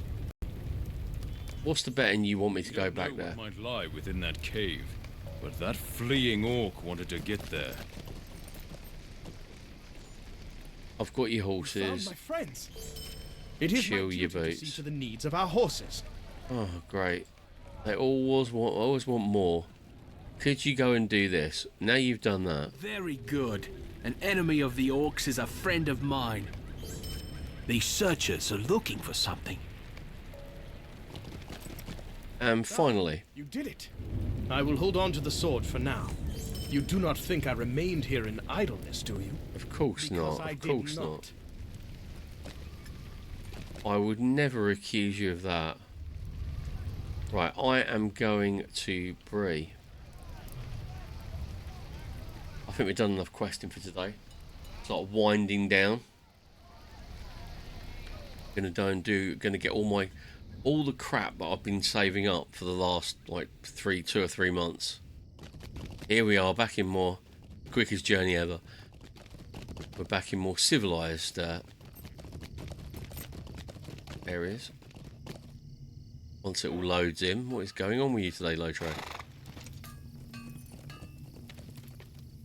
Right, let's open the vault. I'll have a look at my shared storage because I chucked it everywhere, didn't I?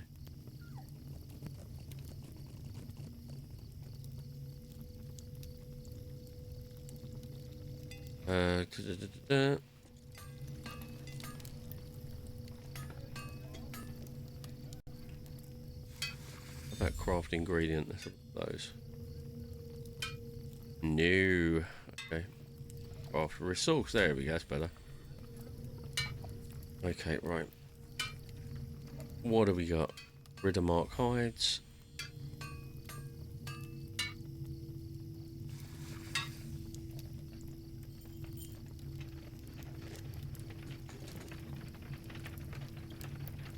I'll take them all, I don't really care. I've still got loads of Ilex in here. Black ash, no.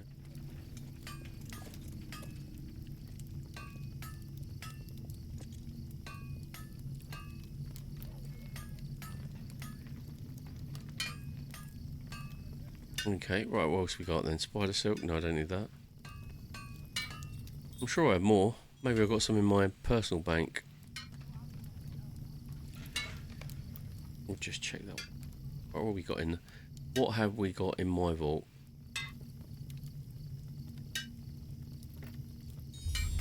There we go. Magnificent hides. More Ilex than you can possibly imagine.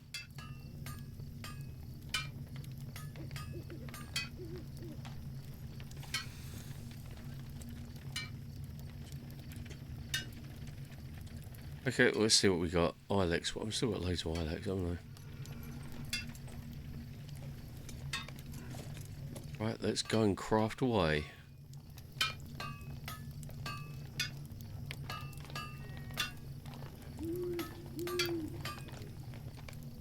Probably just get a bit of crafting out of the way. I haven't done any crafting for a long, long time.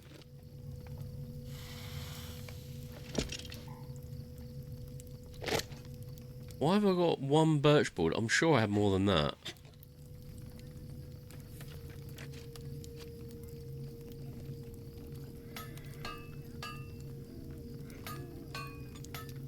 I'm sure I have more than that. I'll just have another little look, but yeah.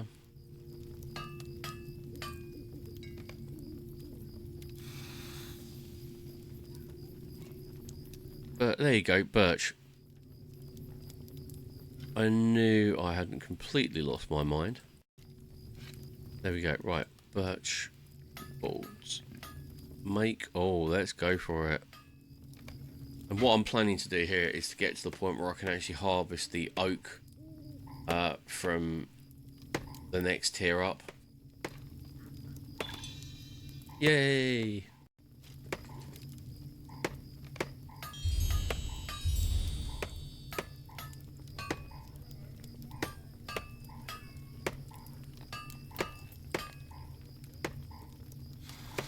There you go. So now I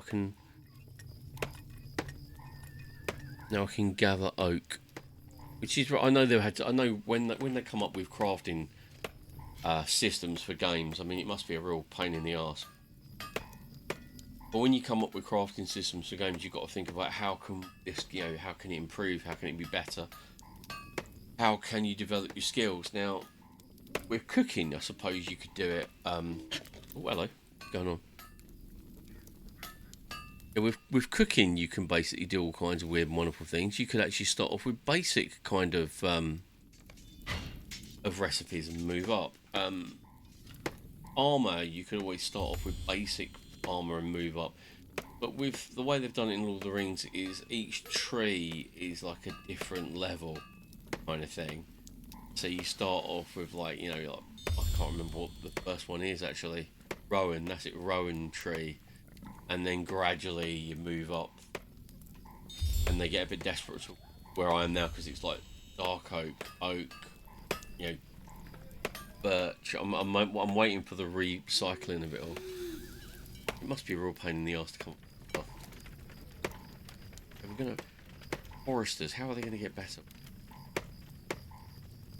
They can't chop down oak to begin with. If you've got a load of oak trees, you're screwed.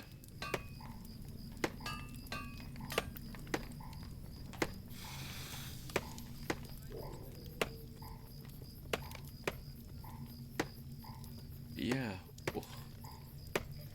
get a bit of this done, and hopefully this will also empty my bags a lot. Get that all sorted.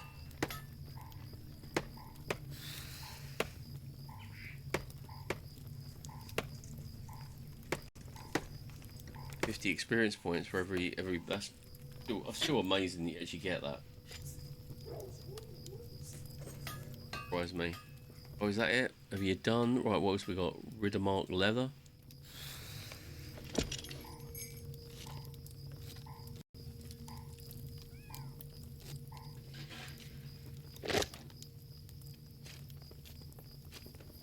Right, next one. Oak bark.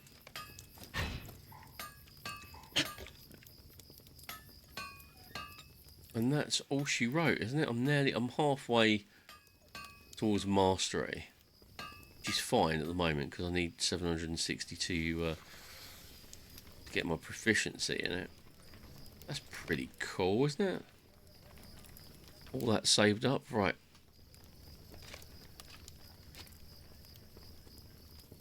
Now I can just put them all back in there.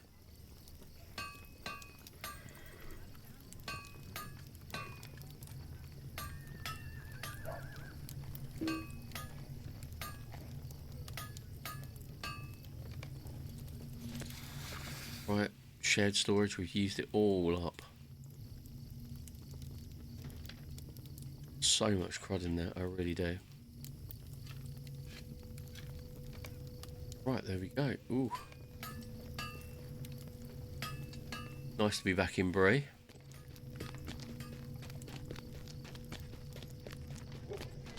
Always a pleasure. I remember many years ago, I've said this a few times, but I'll mention it again since we're here. I remember many years ago, my Warcraft guild, Lord of the Rings Online came out, and so we thought, yep, we'll give it a go. So we all bought it, and we ended up coming over here, making a guild, exactly the same guild as we had in Warcraft, and playing in Lord of the Rings Online for a little while.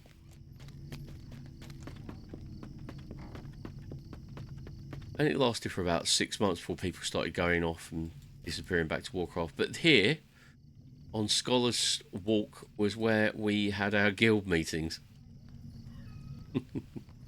Happy days. It's all good fun. And at 19 minutes to midnight, on a lovely, lovely Middle-earth day, I am going to leave you and say thank you very much for joining me today. Sorry I haven't been around, but hopefully word will get back that I am returned. Only 3 weeks, but 3 weeks is a long time in Twitch streaming. But anyway, you guys take care of yourselves. We're going to go and find someone to raid. If I can find someone who's playing Lord of the Rings Online, I will raid them. If I can't, then it looks as if we'll be raiding one of the many miscreants that I love and follow. So hopefully we'll go and do that. But I will see you all soon. You look after yourselves, and until next time, remember, be safe, look out for each other, and remember that you are very, very much appreciated. So until next time, you lovely, lovely people, I'll see you later. See you Thursday for Watch Dogs 2.